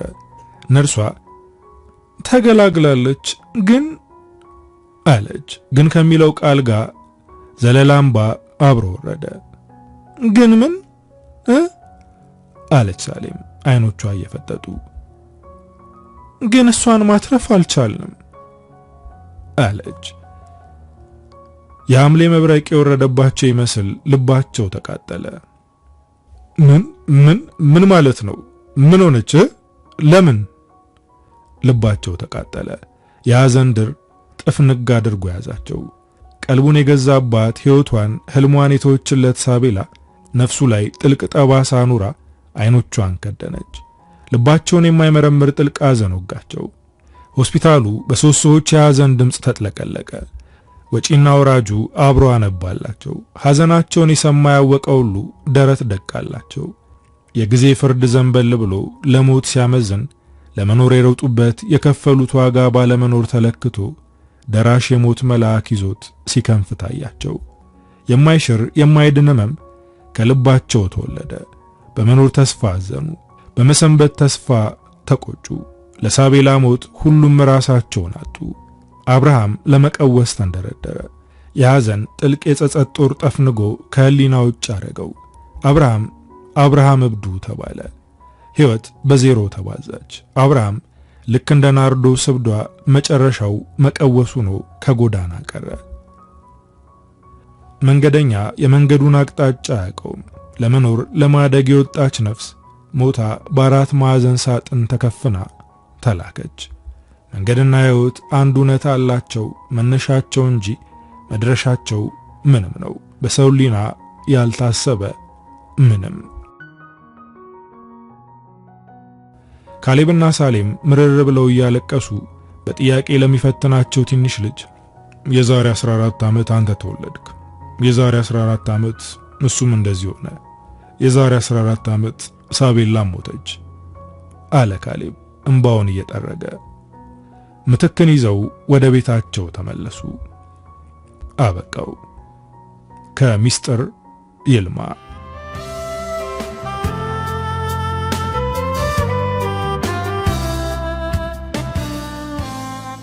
እንግዲህ ወዶቼ ለዛሬ ይዤላችሁ የመጣው ታሪክ የሰማችሁትን ይመስላል። ታሪኩን እንደወደዳችሁትና በርካታ ቁም ነገሮችን እንዳገኛችሁበት እምነቴ ነው። ቻናሉን ሰብስክራይብ፣ ቪዲዮውን ላይክ ማድረግ እንዳትረሱ። በቀጣይ በሌላ ስራ እስክንገናኝ ሀገራችንን ሰላም ያደርግልን። ቻው።